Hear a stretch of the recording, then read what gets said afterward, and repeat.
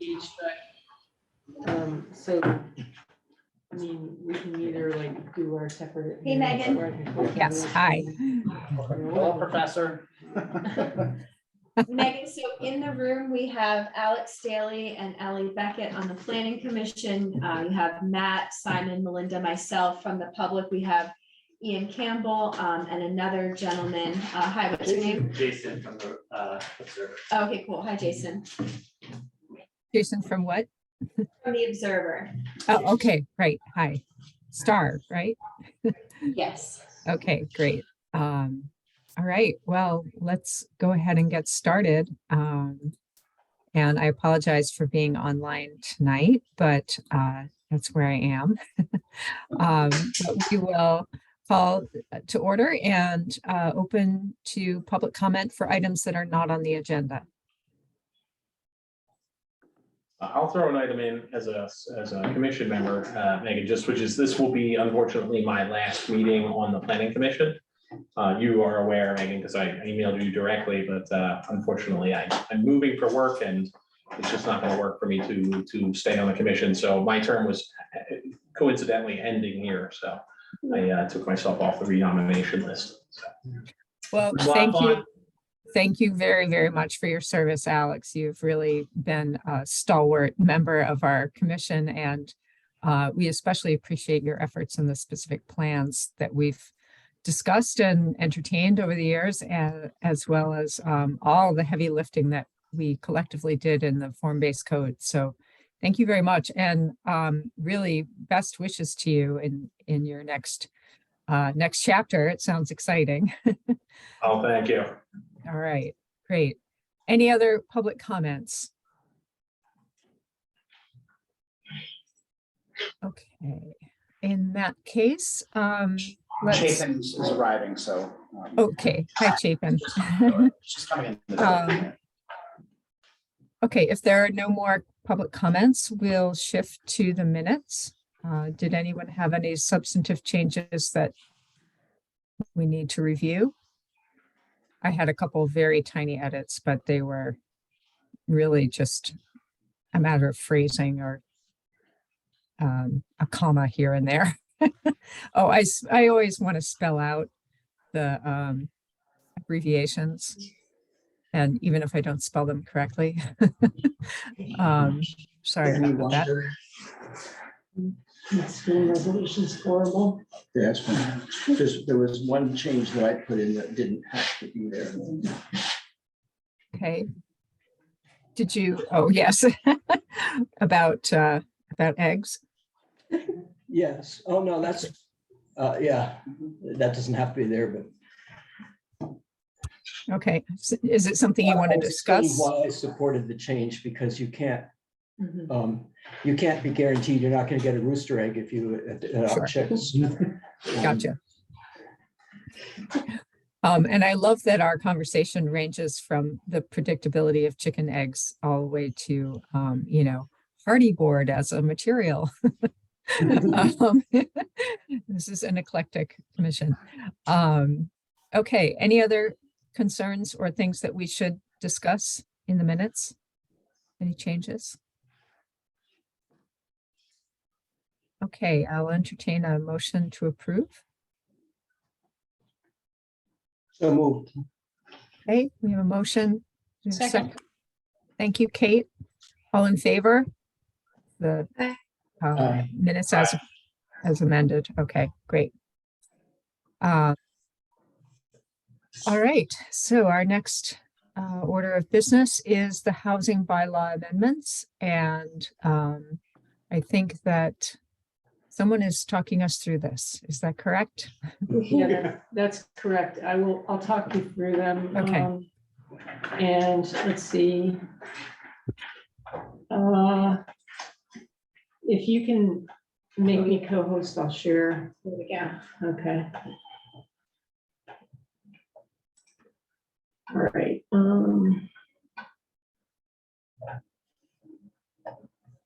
Okay. Can everybody see? More or less. I'm not going to say that, okay? Yeah. How's that? I think it's just a projector. I think the resolution is not. Right, it's not great. But it's much better when I it's bigger. apologize for that. Thank you.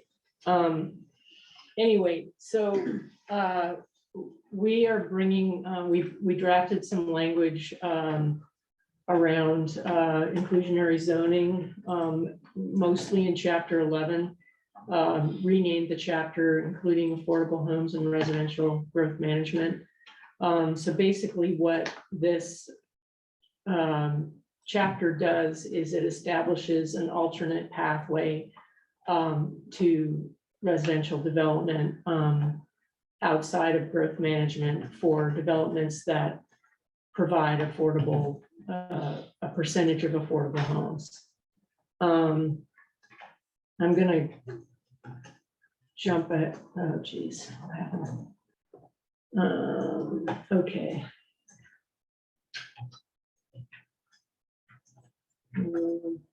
All right, let's try this again. So jumping ahead to section 11.2, that really focuses on the applicability of growth management review, and it starts off by saying, you know, what developments are subject to growth management. So basically, any proposed residential development that is not exempt. And then I list several exemptions to growth management. Existing lots, that's not new. That's currently, there is an exemption for a lot that's existed before 1990 that's not developed, has the right to develop one dwelling without going through growth management. Inclusionary zoning is what's new.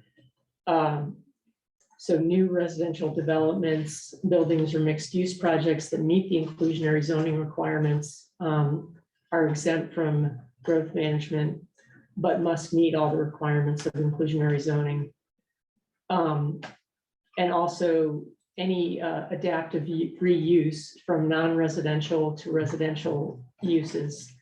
And so this is any building that was built more than 10 years, has existed for 10 years, and then wants to add dwellings to that building or convert it from non-residential uses to residential, provided that the adaptive reuse doesn't involve an addition greater than 20% of the existing floor area. Notably, the adaptive reuse of former hotel motel buildings isn't covered by this provision, but it could be exempted under the provision of inclusionary zoning. So adaptive reuse, a conversion of a hotel to a multi-unit building with at least the minimum percentage of affordable units is required in inclusionary zoning, would also be exempt from growth management.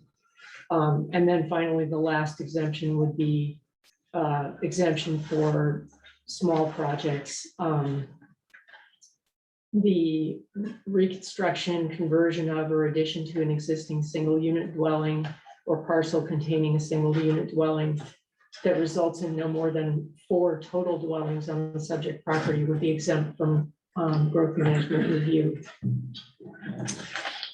And then the following sections get into more of the specifics about inclusionary zoning. So first of all, the requirement would start at projects that have 10 or more new dwellings. And it goes on to explain that, you know, this applies to projects, any projects within a 5-year period by the same applicant, landowner, et cetera. And that's just to prevent a single applicant from applying for 9 dwelling units 1 year and then the next year coming back applying for 9 more dwelling units, et cetera. So it just puts a time limit on that.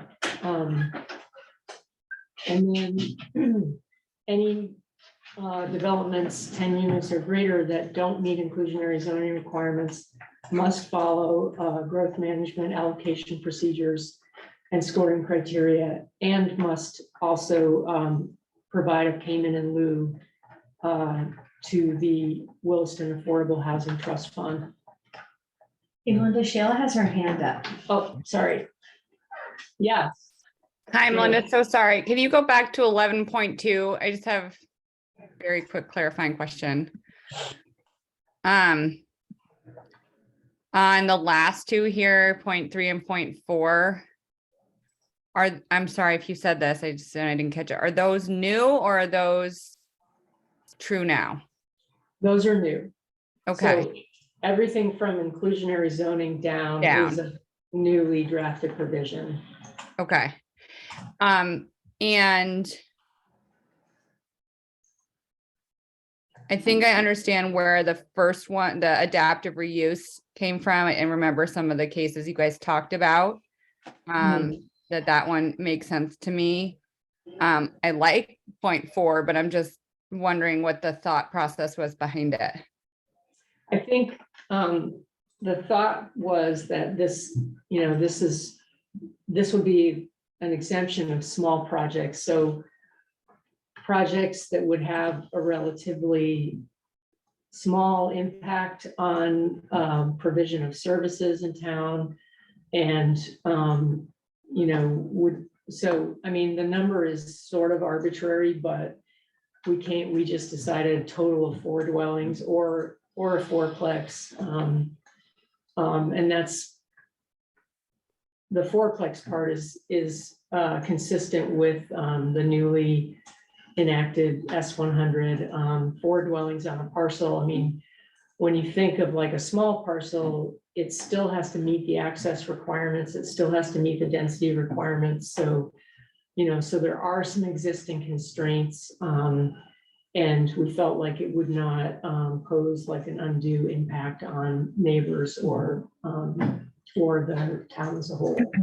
Can you maybe explain where this would be allowed and not be allowed? Like, for example, does that mean I could go to a house that I own in Brennan Woods and subdivide it into 4 apartments?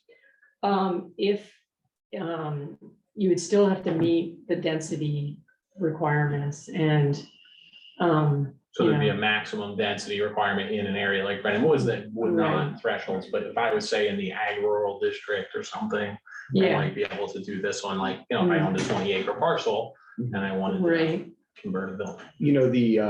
The example we tend to see is an oversized parcel in the RZD that has access to water and sewer. It might be one of just sort of a legacy parcel where there's one house on 5 or 10 acres. The other part about these is we find when we run them through the growth management process, it's very difficult to score them or to have them compete against a large subdivision that has a lot of opportunities to provide all those incentivized amenities. And at the same time, a 4-unit project would be too small to impose inclusionary zoning on. So it aligns with S100, which allows now for 4-plex as a residential use type anywhere in the state that's on water and sewer. And allows that project to bypass a system that doesn't work very well in terms of analyzing it anyway, still has to meet all of the other requirements of the bylaw and still goes through the development review board approval procedure. A lot of those large lots have the legacy houses that lend themselves well, like a raised ranch where you can make a top unit and a bottom unit. We've seen some of those where it could be a simple conversion. I just wanted to add that that this is, I think this is a really important dimension of kind of filling in a gap. It's not exactly what they call the missing middle, but it's kind of getting in that same direction in terms of it's a bit more than an ADU per se, but it is creating a more dense use of an existing property. And Matt, you had that story about it was like a mixed use building and they wanted to add like 1 apartment or something, and it just was this huge hassle, and there was no clear path for that to happen, and it just became sort of absurd levels of bureaucracy for something that's quite minor. Right, so, we have projects like that that meet all the other standards of the bylaw, but the bylaw currently treats the creation of any new dwelling unit as this really major event that must be captured by the growth management process. And we think two things about that. Number one, the big thrust of this draft, providing inclusionary zoning for larger projects as an alternate path, meets some other important town goals. And then number two, it's an opportunity for us to reflect on, as staff, all those years we've managed growth management, what were the projects that we were kind of turning ourselves inside out, trying to write the staff report. That single unit in that one building I talked about, it was an 18-month approval path to do something that really you just wouldn't even know it was happening unless you lived in that new apartment. So yes. On 11.2.2.3, the adaptive reuse, that rolls off the tongue. Same question. Where does it not work? Right? Does that mean I could just turn Bed Bath and Beyond into apartments, Sure. Yeah, even though it's not in a traditionally residentially zoned district, et cetera? Well, I guess it is now with home-based code. Well, it was always a mixed use district, but your point might be to sort of how suited is that building to that sort of use. And I think what you'd find is there's a bunch of other both state fire marshal and design requirements that might come into play where, yes, you could, but you would be really, really substantially reconfiguring that building. Mhm. And you might start making enough physical changes to it to get captured by the form-based code at some point and just decide that it wasn't going to work. And I you would think have to go through the DRB still, still right? going through the DRB. Yeah, And potentially form-based code. So this is not just a pass that yeah, every commercial building can get turned into apartments. right, right. Mhm. Well, while we're on that theme on 11.3, right, that we're just coming to. Yeah. When there's a new development, not an existing one of any number, or especially, or a revision like just above it in the number between 5 and 9, do those go through, all of them go through growth management? So the way we have it written, it would be 5, any new project with between 5 and 10, or 5 and 9 would go through growth management. They would not have to pay the payment in lieu fee, so they get a small break because they're still a pretty small project. If they wanted to propose affordable at the rates and inclusionary zoning, they could bypass growth management that way, Okay. but they're not required. I mean, yeah, it's a pathway.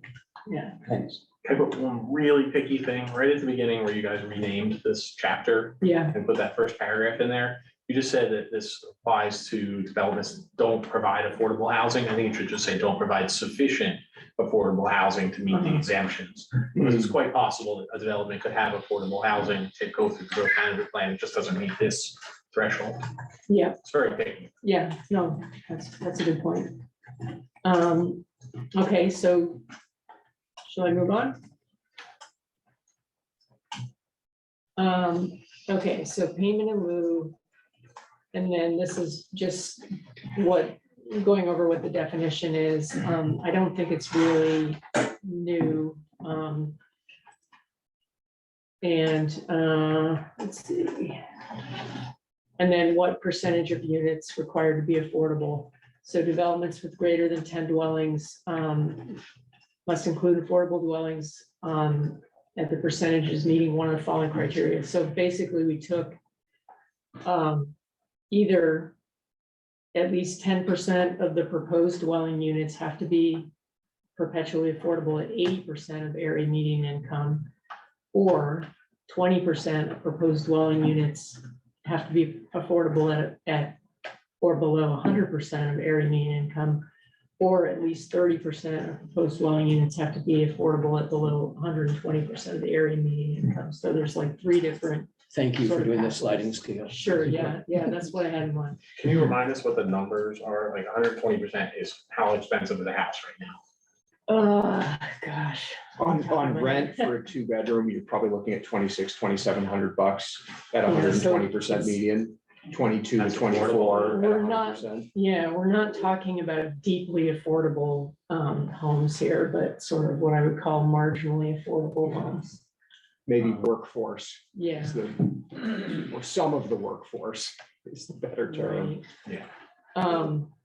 Okay, and then there's just some requirements related to the integration with the overall project. So integrated with the rest of the development, compatible in exterior design and appearance. They don't have to be exactly the same. They don't have to all have garages or accessory structures.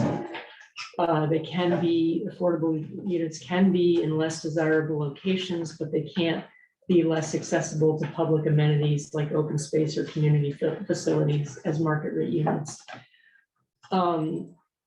Allowable differences from market rate units. They can be different with regard to interior amenities and floor area, provided that those differences are not apparent in the general exterior appearance of the project's units, and that the differences don't include insulation, windows, heating systems, and other improvements related to energy efficiency. And then affordable units have to be constructed in a phasing schedule that basically where affordable units are constructed along with the market rate units. And then just to guarantee that the certificates of occupancy for the last 10% of the market rate units will not be given, will be withheld until all the affordable units have been built and certificates of occupancy have been issued. So this 1134 talks about it, incentives for providing affordable homes. So there's a density incentive, a density bonus that are partially already exists. It already exists in Chapter 19 for in the RZD for projects that are contain at least 30% affordable dwelling units.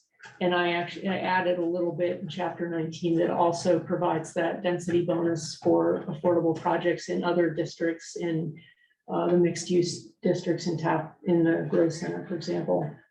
Other incentives, expedited review. I mean, that sort of goes along with not having to go through growth management, but there might be other ways to do expedited review.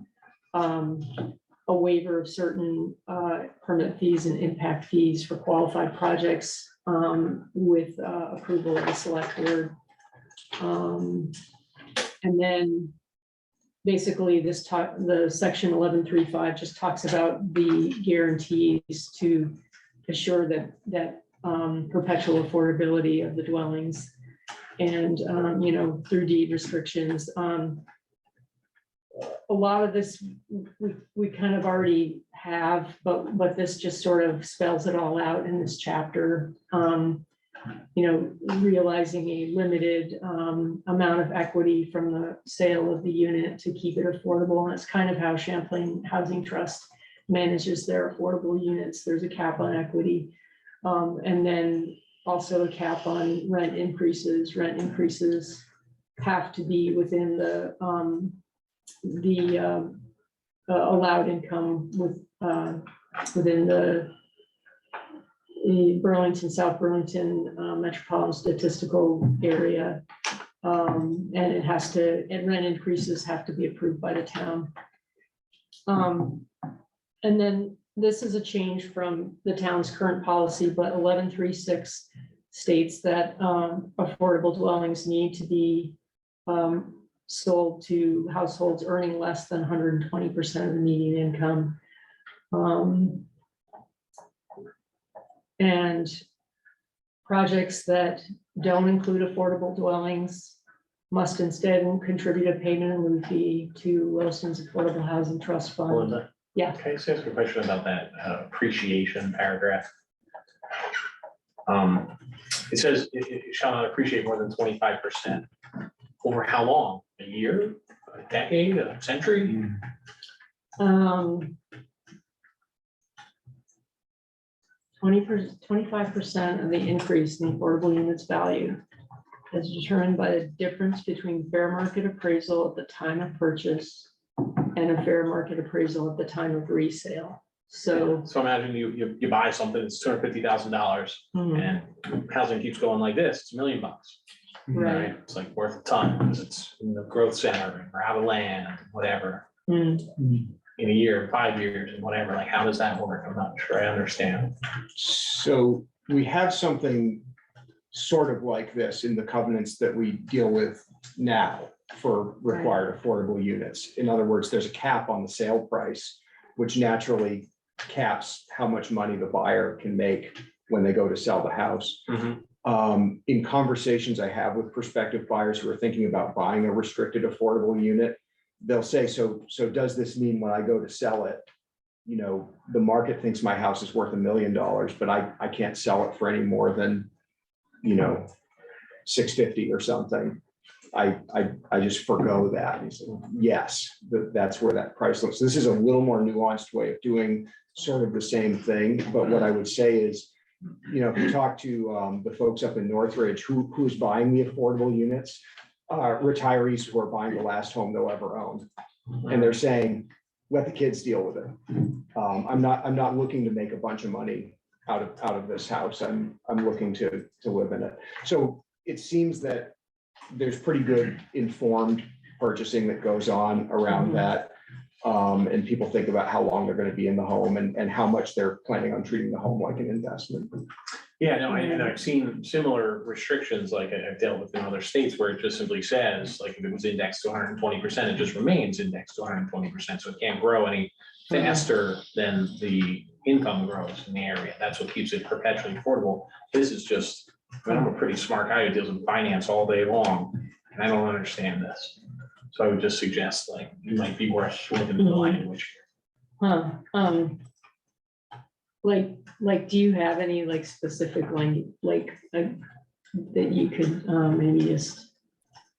Can I make a send us? suggestion? As a suggestion, I mean, this seems pretty straightforward to me, but perhaps a little example would be helpful for 11.3.5.2. Just That's a great to idea. kind of flesh it out and make it very clear exactly what that means. Yeah. I agree that we don't want mystifying language in here, especially if we're talking about affordability, because that is already a mystifying topic. Yeah, so maybe just a quick little, here's an example. And what happens during a conflict? I think this is what I'm saying. Like you're saying, Yeah. there's a deed restriction that says this thing is limited to 120%. Well, if he's selling it with that increase of 25% would now push it to 150% of the area median income, you just lost a perpetually affordable house. Right. It's no Right. longer perpetually affordable. That's what I'm saying. If you keep the index relative to income, it stays forever affordable. And if you start setting appreciation relative to the rest of the market can disconnect from affordability and you've just lost your goal. Yeah, that's a good point. I agree with Alex's point. So Yeah. we could also write this sort of the way our attorney's been advising us on the current covenant language around, you know, how much of that appreciation the buyer retains as it relates to the market price. Because basically that's the way the current ones work, is there's a covenant when you buy it, and what it says is when you go to sell, you will file for a new certificate of compliance with a new calculation of what the affordability limit is. And then that limit may be adjusted by the cost to you as the current owner of your capital improvements, et cetera. It doesn't actually allow for any appreciation beyond that right now. So actually what we have made in the market we have in Williston may be a little more strict. So it might be that we could rework this to mostly drive at the kind of language you use today, but also say that these covenants could allow for limited appreciation beyond that. That would actually be giving somebody, I think, more than we're giving them with this clause. Yeah, you just have to be careful, like capital contributions, I could buy a $200,000 house and put $1 million worth of work into it. Right, Now no longer have an affordable unit in the town. Like Mhm. just these kind of things have unintended consequences when you unindex them to income. Mhm. That's my Mhm. concern. Mhm. Well, the other thing is the affordable price limit, as we've witnessed, fluctuates with the interest rate. Mhm. Yeah, And that can really wreak havoc on, what you thought you were gonna see for sale prices versus suddenly the price limit is super, super low because interest rates have gone up. And it, having the ability within whatever that legal instrument is to make some adjustments. And this, as much as I don't like putting vague things in the bylaw, this may be a place where the language just says, the town, under advice from its legal counsel, needs to come up with a provision in the covenant that does this. Because I think we know what the goal is, but we do want to avoid those unintended consequences. Okay. yeah. Yeah, I'm not against somebody who say under 80% of median income and buys one of these houses. What you're trying to do partly is let people gain some footing. So actually appreciation of their investment, to me, is okay for that person.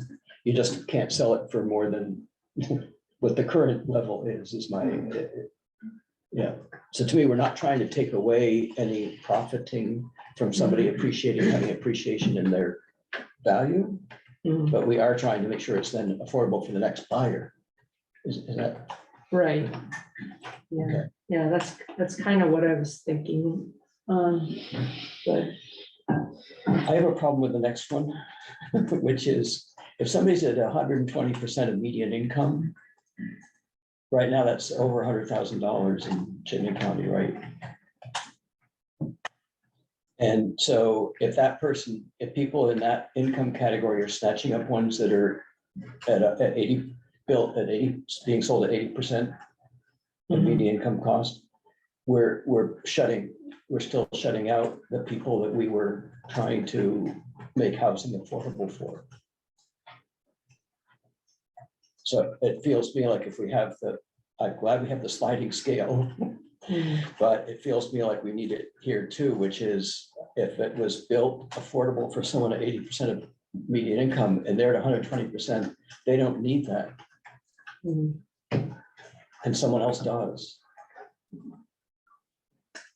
Yeah, I mean, I think we can make a change here. We'll figure out how to reword it so that it basically uses the sliding scale and Yeah, the income. that would be nice. Your income limit can't exceed the affordability limit under which the unit was created, Yeah. basically. We can do that, Yeah, as long as everybody else agrees. thinks that's okay. No, I think it's a good idea. Okay, I agree. all right. Okay. All right, so payment in lieu, basically the way I determined I came up with these payment in lieu amounts was referring to what the city of Burlington has today. Their project sizes start out smaller than 10 units. And so in that way, this is sort of less of an amount. It ends up being less than Burlington's. But, I was having a hard time trying to justify like tweaking this to any degree. I did look at a few different, what would it be for a 25 unit project? What would it be for this? And try to, figure out if that was reasonable or not. Is that per unit? That's unit per required affordable unit. Yes. So So, if it would required to have 10 affordable units, it would be 350,000 in that. well, so if your project size is, say you have a project I size see. of 20. Yeah, yes, yes. You're required to have at least 10% or 2 affordable units. So if you can't do that, then you pay a fee in lieu of 70% or 70,000. Yes, got it. And it applies incrementally. So like if you have a project size that's greater than 20 units, for the first 20 units, you're applying that $35,000 per affordable unit. Right. For the next, you apply the next, So the if part- on a project size of 10 with 10% requirement, that means you'd make one payment of 35,000, and if project size of 20, you'd make two. yeah, But project size So- of 18, you'd make how many? you would use the fractional amount, so like, you wouldn't round up, you would go 35,000 times, 1.6 or whatever it is. This is another place where an example would be. probably- And the part of this that threw me Yeah. off is the 10% is the parenthetical comment in the first Mm. line of 10% of total dwellings. That's what threw me off. It should just say per dwelling, in my view, Required one. per required dwelling. So instead of project size, well, actually, so. required Project size is payment in good. lieu- Project size is good. Required payment in lieu per affordable unit required. Yeah. Yeah. Yeah. Okay, I think the 10% is the percent of affordable units required and I took it as a new thing, yeah. okay. Would the payment in lieu amounts change over time with? We have to amend the bylaw. Right, but I mean, setting a dollar value, I mean, will that mean the same thing 10 years from now?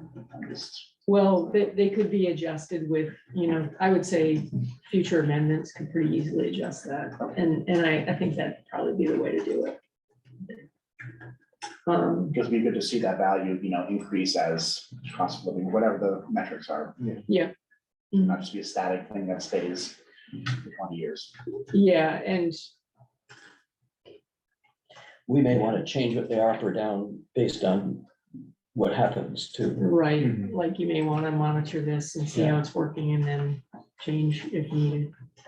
But, it's a starting point, I think.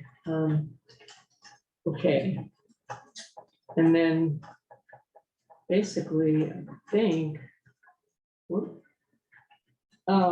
So the next kind of big changes. Major changes to growth management chapter is in the criteria. There was a change that was made. Okay, there were some changes made to like the procedures. Or, yeah, when they expire, Matt, maybe if you can talk. So, that yeah, stuff, and then- What we wanted to do here was just further simplify the expiration provisions in the bylaw, because this has been another administrative challenge. So the first part is once you get your approval, if it includes growth management approval, you need to continue to proceed through the development review process by filing with the DRB in a timely manner. And so what you'll see there is what we've taken out is the construction deadline for the actual units, and just said, you've got to get your project over the goal line by filing final plans, either with the DRB or the administrator, if it's a form-based code project. What we find is that the more complicated version of expiration that's existed in the past and still sort of exists here, the fear is, what if there's a whole bunch of approved residential projects out there, none of them are building, and then they all build at once, and the town experiences this big sort of wave of really impactful development. And looking at some of the mapping Melinda did, some of what's left for potential development in the RZD, we don't see a lot of great big subdivisions in the RZD that could end up existing on paper and then sort of showing up all at once. And then the other part is when we do go in and we're dealing with residential development in our growth center, it's a building. You can't build half a building, you can't build part of a building.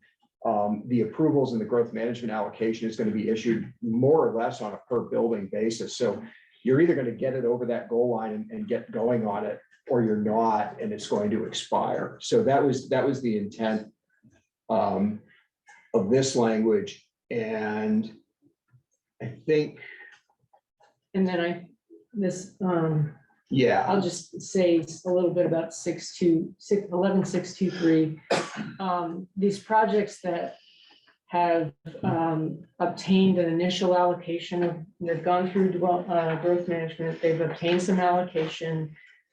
They've submitted their entire discretionary permit site plan, have submitted final plans, gotten those approved. But then didn't receive all the allocation they needed, so they have to go back to growth management. So currently, they have to submit a pre-application for that additional application. They have to go through growth management, get the additional allocation, and then submit like a brand new discretionary permit application. So the way this is amended, those developments would not have to submit a pre-app, and they would not need to submit an entire new discretionary permit application. It would just be if they got additional allocation, it would be an amendment to a minor amendment to their discretionary permit showing a revised phasing schedule. So that's kind of that change. Could I ask a question relative to that? So the bylaws that currently exist talks about vesting. And when a project gets vested under the bylaw that's in place today, right? So you go through pre-app, you get some portion of your allocation, and then you submit a complete application for a discretionary permit. At that point, you're vested in the rules as they existed at the time that you started. So, and I'm, quite frankly, I'm thinking about Catamount, because Catamount is in a situation where they've been through growth management 3 times now, I think. Have discretionary permits have been approved and a final plan that's been approved. But as I've been listening to part of the conversation here tonight, some of the things that could affect their project would change. And so are they still under this considered to be vested under all the provisions of the bylaws that exist today? Matt? so they have all the allocation they've received. They have the approval for the subdivision, including all of, the dimensional aspects of the subdivision, all of that.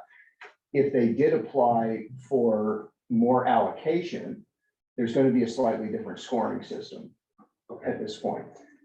Because we're taking the affordability incentives out of the growth management scoring criteria, which elevates a few of the others. And then there's a couple of other cleanup items there to make the math work and to make everything there work. So the competitiveness of the project could change based on that.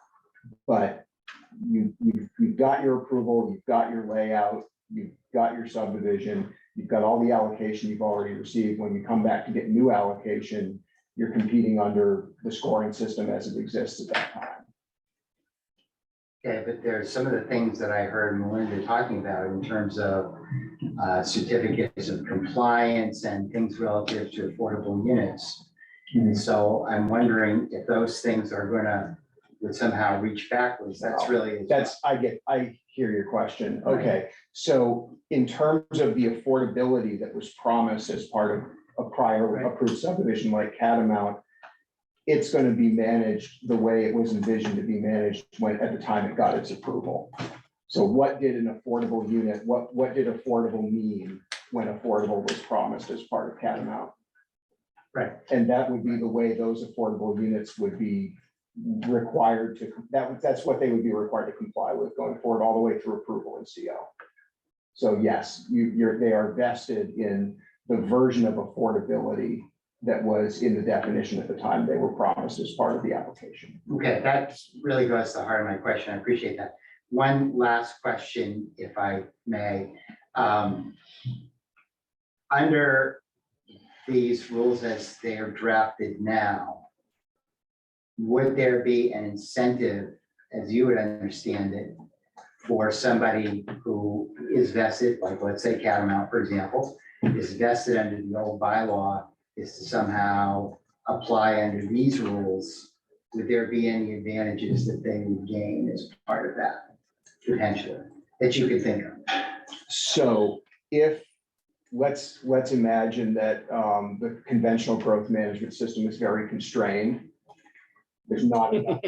Yeah, let's imagine that. Let's imagine that it just starts to feel really difficult. And let's imagine we have a project that actually did promise a lot of affordable units as part of its development. Although maybe meeting a slightly different criterion at the time it was envisioned. If such a project were to reapply and say, look, we've got this project, we've got this layout, again, it meets all the dimensional standards, doing all the physical things, but we would be willing to amend our application such that we would meet the affordability requirements that exist in inclusionary zoning, and we would provide the units in the numbers and with the phasing and all those other things. Basically, we don't want to be a growth management project anymore. We want to be an inclusionary zoning project. I think that can be re-reviewed and approved as such, and then can move forward that way. Again, there's nothing physical changing about the project. I think what you would find is that the requirements around affordability, the addition of the income qualification for the buyer, the required percentages and such might mean it makes sense to keep going under growth management for a project that's in process. But we could compare and contrast and think about that. But it sounds like the big advantage for Dave, you don't have to keep coming back. Don't have to keep coming back. That's right. And any project that was in process under these provisions where you don't have to do the pre-app and you don't have to do the DP after growth management, which is what we're proposing here, that applies to anybody in process. So should Summerfield want to come in, they just apply for the growth management round. They don't have to generate the ability to do that by filing a pre-app in the prior calendar year. Oh, okay.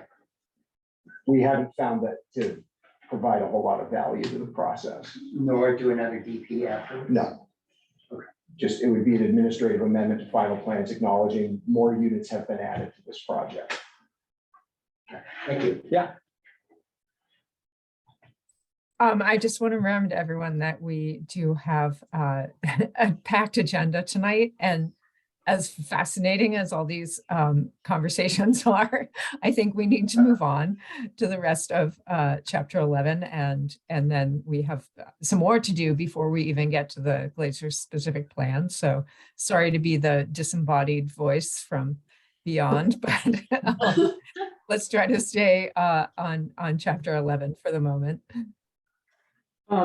Yeah, so quickly kind of wrapping this up, the other major change that we made to chapter 11 was revising the evaluation criteria, namely to energy. And that was because we found that not very many projects were really using this criteria because, you know, they were difficult for applicants to fully utilize. So we changed it basically to give a little bit more flexibility in being able to use the energy criteria. We're assigning it more points, 30 points for the energy criteria. Basically the flexibility is around either meeting efficiency Vermont high performance level standards, which I don't even think it's called that anymore, or using cold climate heat pumps or other systems using renewable energy sources as the primary source for building domestic hot water heating, or generating at least 50% of estimated energy demand through on-site renewable sources. And so basically the three large bullet points relate to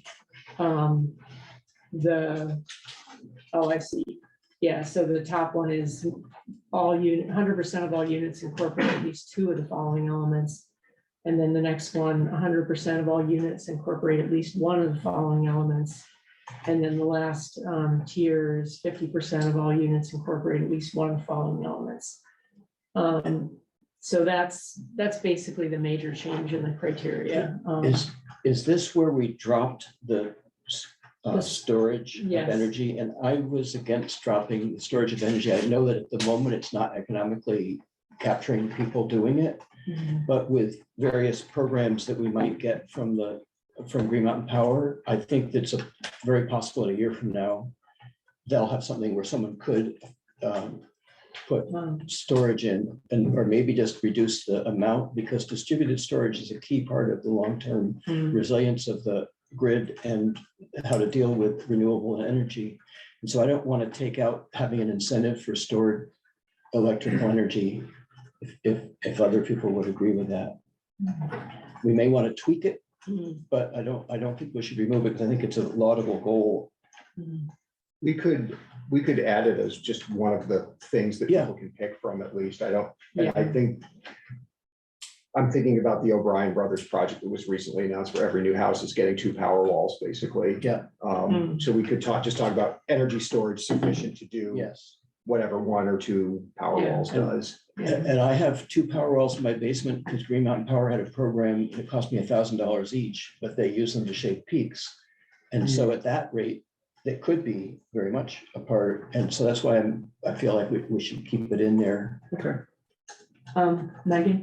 I agree with Chapin's point. I also just want to caution you on the phrase renewable energy sources, because if you've seen some of these most recent ads from Vermont Gas, they are now talking about renewable natural gas, which is apparently the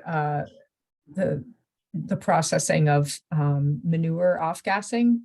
But I just suggest that you may want to be really cautious about exactly what we mean by renewable energy, especially because this is a point on which developers are going to want to really work every possible advantage. And I think we just need to be extremely clear about what we would like here. Thanks. Yeah, that's a good point. So I think that's about it for chapter 11. That's the consequence. And if nobody has any more questions, I think I'm gonna stop my share and we can move on to the rest of it. That's great. Will we Thank get you the so next- much, Melinda. I appreciate you talking us through that and all your work involved with that. And I'm guessing that we'll see that again soon. Yeah. Yes, okay, that's great. So, and now we have, I think a review of a memo, is that correct? I've lost my agenda here. Maybe we can share it again. This is the other non-housing, Right. non-laser collected bylaw amendments. So we talked about all these at the last meeting on May 16th. So we've made some of the changes recommended by the commission there, just in relation to mobile vendors, which was to make some clarifying language and also allow them in, change the terminology so they are allowed in any non-residential parking lot rather than just industrial and commercial. We have inserted some language in chapter 14 to allow solar canopies over parking spaces without a permit and within the setbacks, subject to a requirement that they be maintained. So sort of setting them back 3 feet from the property line. The historical requirements in the village, I think, would still apply to those proposals. I'm just going to rattle through this quickly, so feel free to butt in.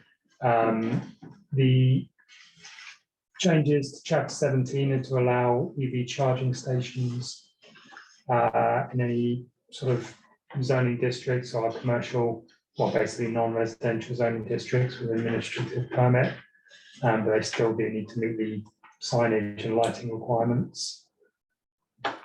And then lastly, the change to chapter 20, which was to allow residents to put EV charging stations on their properties without an administrative permit. So subject to some minor requirements that are not be absolutely enormous.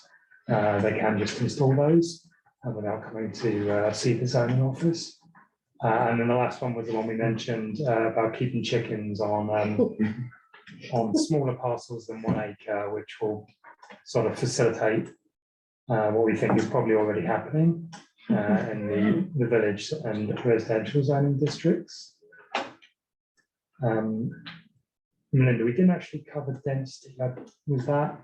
I mentioned it Yeah. very briefly, basically added a density bonus for affordable housing in the zoning districts in the growth center, basically. So we have it today in the RZD, but also have it in the other zoning districts.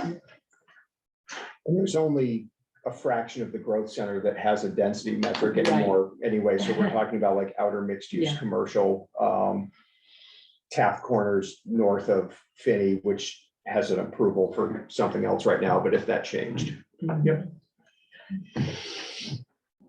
Can I ask a quick question about the chicken? How does that, like, in my neighborhood, it's not allowed, the homeowners association doesn't allow chickens. Does that mean, does this overrule that, or does that overrule? No, we can't undo Okay, private contracts of zoning, so. thank you. I'd like to parking lot something, Megan, if I could, when we Sure. back to this, which is, I'm still not entirely comfortable with the 2-track thing. What I'm wondering is what will be our number of units built over the next 10 years if they don't have to go through growth management, if you meet those criteria? Do you know what I'm saying? Can you say that again? Okay. Yeah, please say it again. At the very top of that, of the stuff about growth management and inclusionary zoning, we say. In chapter 11. 1 track or the other track. Mhm.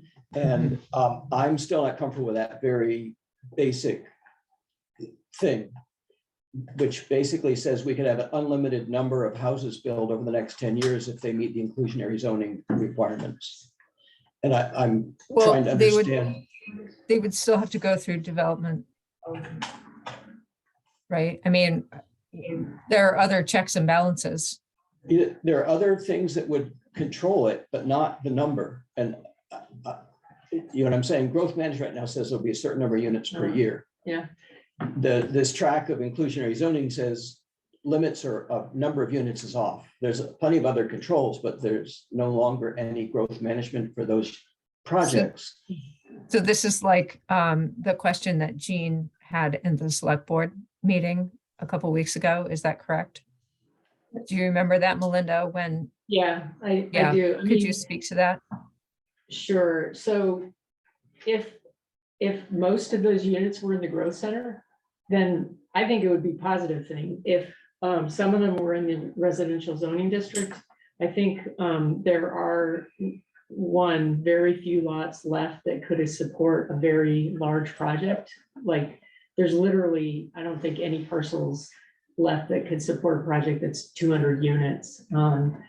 And, you know, this was part of like what we showed the select board. We showed them a map of the, you know, parcels that were greater than 5 acres. So that's really, you know, what would constrain development is just the available, you know, the land that's available. And, you know, just, I don't think that we. I do understand that. Yeah. And I just wanted to parking lot it because I haven't reached comfort with it. Mhm. I would say the other thing is, although we sometimes, you know, in recent history, we've approached the limit of the number of units allowed to be built at one time in the residential zoning district plus village, because that's all one growth management area. We have not really hit that townwide 80 unit target in some time. And on average, we're not hitting it. In other words, we aren't not building units because of growth management right now. We're not building units because people aren't building units. Let's parking lot it. Well, I mean, I don't want to, parking lot sounds very ambiguous to me. I would like I would prefer that we, you know, examine this carefully. The material that you provided to the select board about, you know, possible lots, for instance. If we could review that for a future revisiting of chapter 11, whenever we look at that next time, I think that would be helpful. I don't want to just say, okay, yeah, we'll come back to this without any further information. And so I just want to make sure that we have the tools that we need as a planning commission to actually take action on chapter 11 and Chapin's question next time we're confronted with it. Is that doable? Can we get some more information about possibilities? And Yeah, sure. okay, great. Thank you. Mhm. Thank you. Okay, so sorry, not being in the room, I'm a little uncertain of where we are now. I think that we are at time to move to the Glazer specific plan report. Is that correct? And we have 10 members of the public in the room. Yeah. Yes, I gathered that. Thank you for coming, everybody. Yeah, Megan, so in the room, from the committee, we have Gary Hawley, from the Glazer Advisory Committee, on Zoom. Ruben Escorpizo was also on the advisory committee. Approaching the table, we have Jack Glazer, the property owner, Ken Beliveau, his consultant, and Brian Courier, the engineer. The other folks that joined us in the room are Mike Moss, Tom and Peter Shepherd, and a couple other folks. Great. Thank you very much for navigating that hybrid situation. Yes, thank you. Yeah. So I'll briefly kick this off, and then I'm going to hand the reins over to Ken and Alex. So back in January, you authorized the Glazer specific plan to move forward to the committee. The committee worked from January to May. They had 9 meetings, including a hayride site visit. And the committee has transmitted to you several documents, the majority of which were drafted by me and Ken and approved by the committee, as well as the revised site plan. And I want to say I'm really proud of this collaborative process. It was truly a collaborative process. Everybody learned a lot. And I think the project was better than what I was expecting. Working with a variety of people, it went really smoothly. And I think this outcome is something that I'm proud to be a part of presenting to the Planning Commission.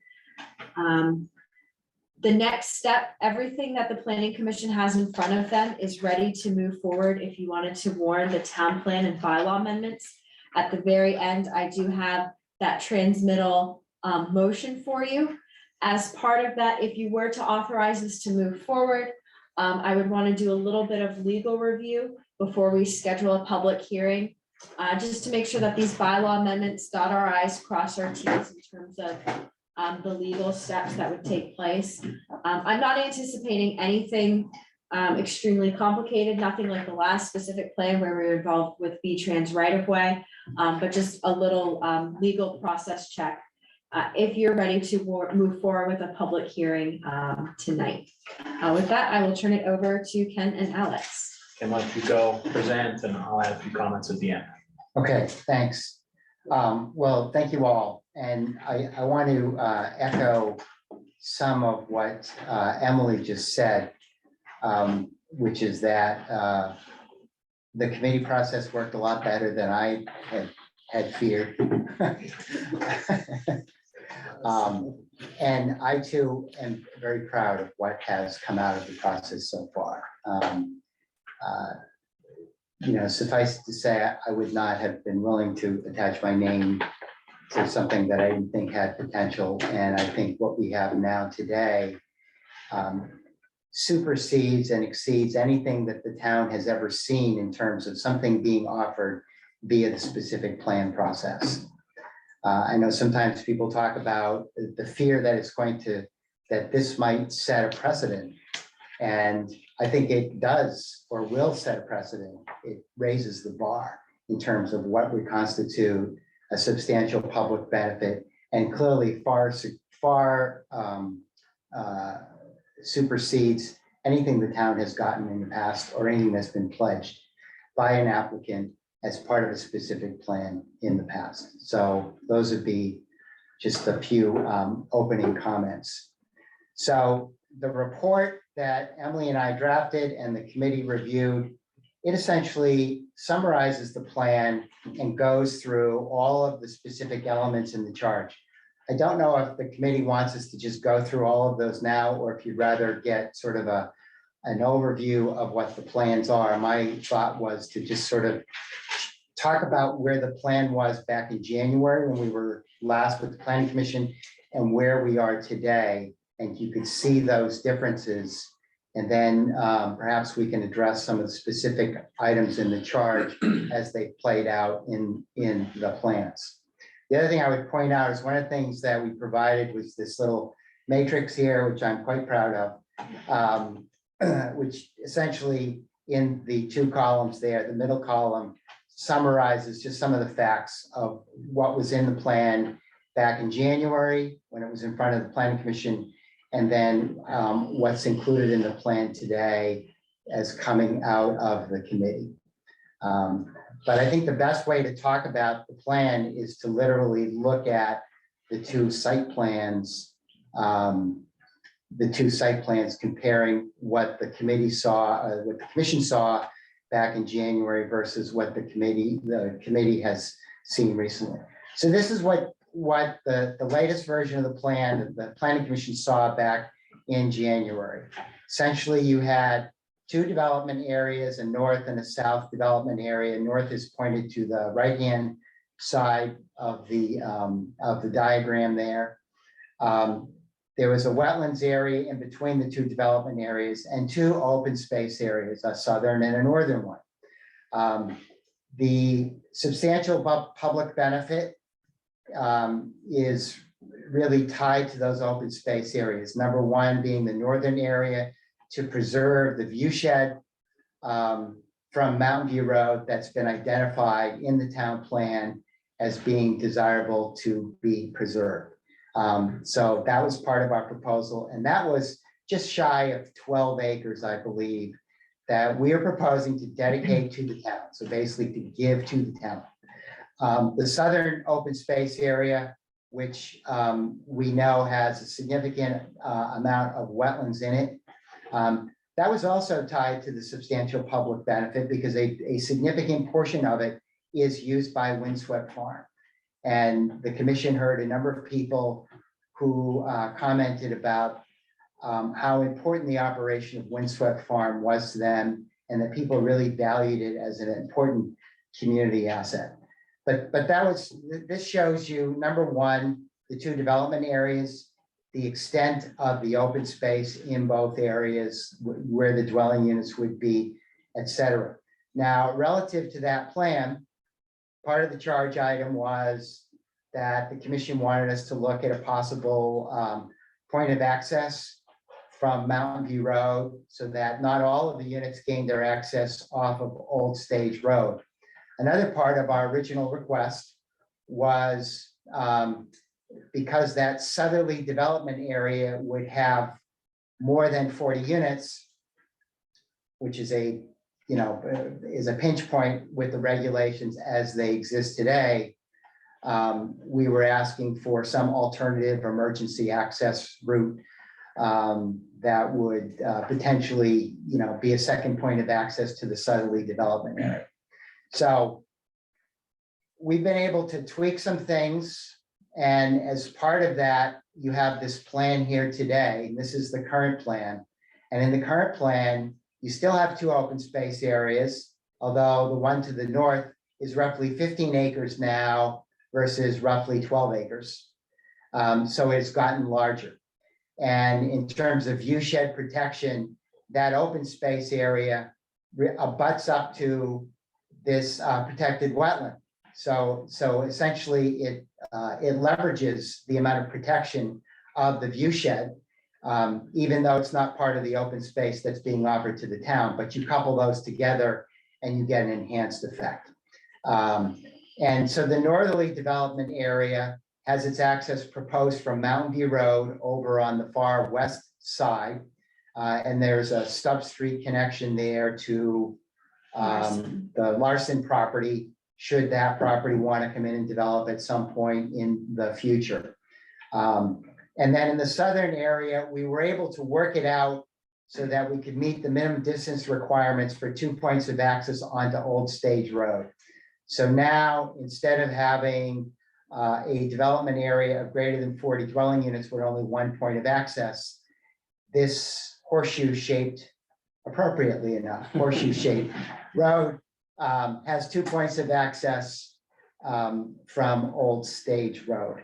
And then connecting them, you see there's a multi-use path. So we don't need that to satisfy the vehicular points of access, emergency access, et cetera.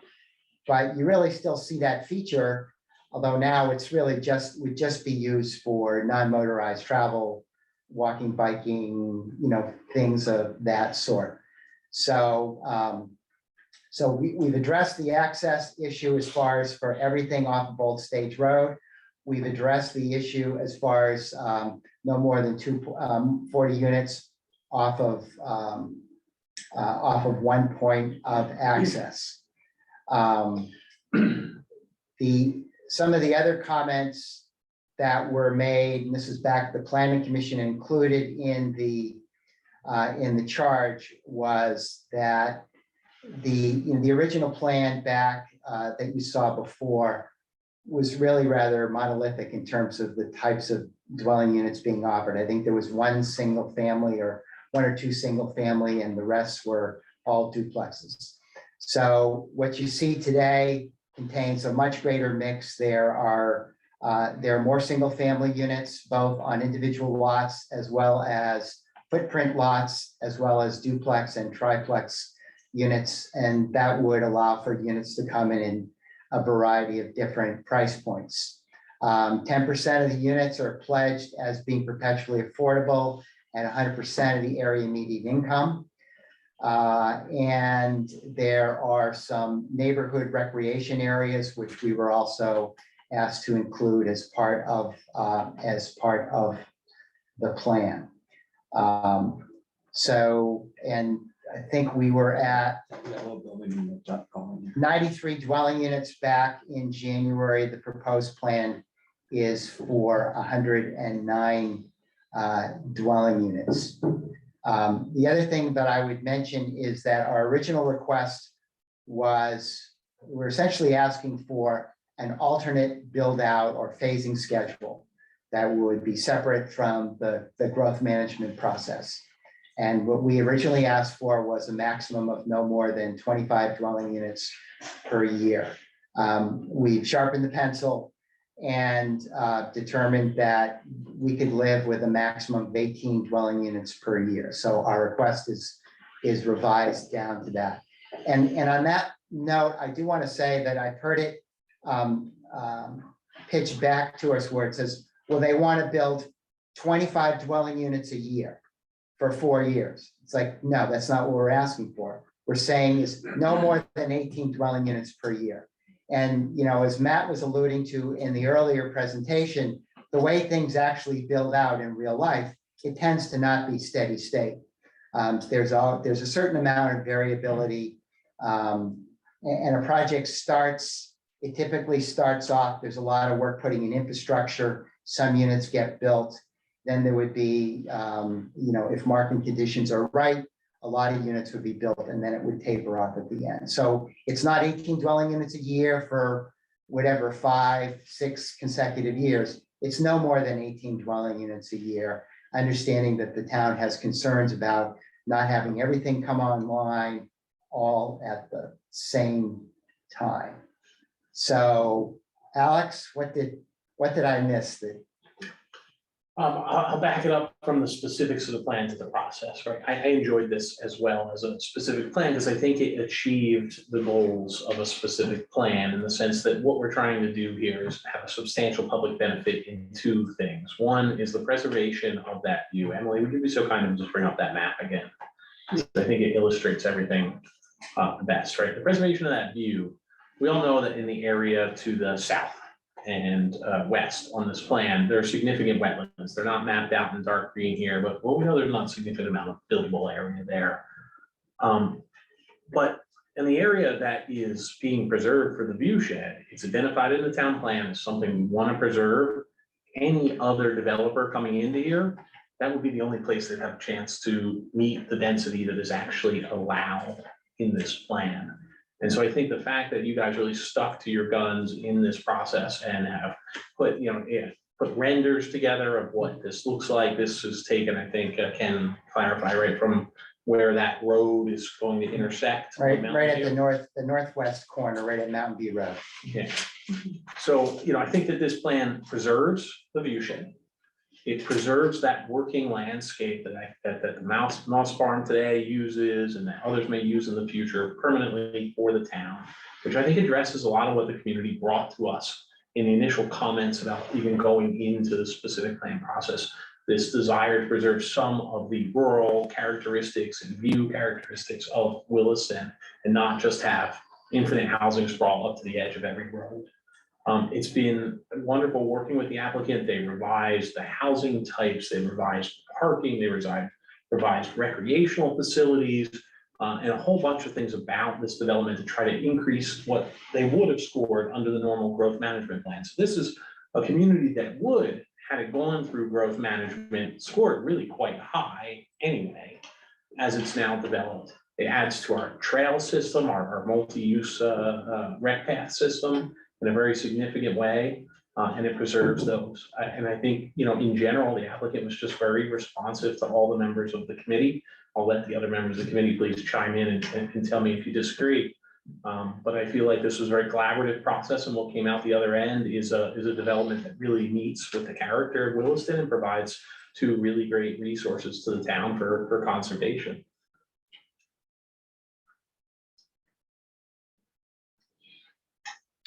Let me just, from the applicant's point of view, add that it was a really beneficial process.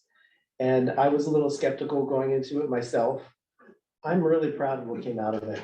I think it really exemplifies like the goals of our intention, which was to keep the Moss Farm in operation, to keep the view shed open, and really to preserve the open characteristics of the land, while also being responsible in realizing that we do need to build houses for people to live in the area.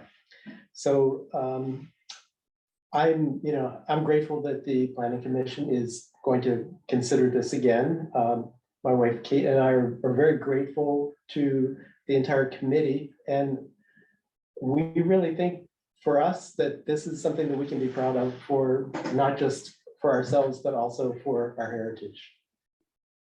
Yeah, I should note, and I think you elected to know, Ken and I did too, in reaching the growth management score higher, you guys committed to having greater than 10% of the units, the development, now 11 units in the development out of 109 be perpetually affordable as well. So that this will sort of meet the spirit of some of the earlier edits we were talking about too, which is, part of the growth management score, but also I think just a really great benefit of the diversity of housing that is now included in this plan. Could I ask that either Ken or someone else do the thing that you mentioned of going through the most recent proposal as lined up with the charge? I think that would be worthwhile for everybody. Not so much about like how things changed, but more, given the charge, how have these charges been met or accommodated? Okay, I'll be happy to do that, Megan. So number one, open space size and configuration. The Planning Commission anticipates the subdivision to evolve We're going to work with the committee to achieve Williston standards and incentives for residential development. The commission expects the number, size, location of open space, dwelling units, streets, public and private amenities to change as the plan evolves from concept to a complete site plan. So I think we've talked about that the plan has evolved. Is that a head nod there, Megan? Does that answer that question? Yes. Okay, great. Official map and connectivity, the northern cul-de-sac has a single point onto Old Stage Road. It essentially wants us to look for possible future right-of-way designated towards the Larson and or Martell parcels. And then to look at alternatives to having all of the traffic come off of Old Stage Road. As I alluded to earlier, the northern development area comes off of Mountain View Road. In addition, there's a stub street to the Larson property. Should there be, at some point, that property may come into develop. The other is, and I didn't talk about this earlier, is that in terms of an additional pedestrian connection to the west, we talked about this with the committee, and what the applicant is committed to is to provide a floating easement for anything that would come across that open space that would be owned by the town to that multi-use path that we're proposing. So remember that on the top of the plan there in that sort of very light green area, that's all open space that would be dedicated to the town. So the town would own that.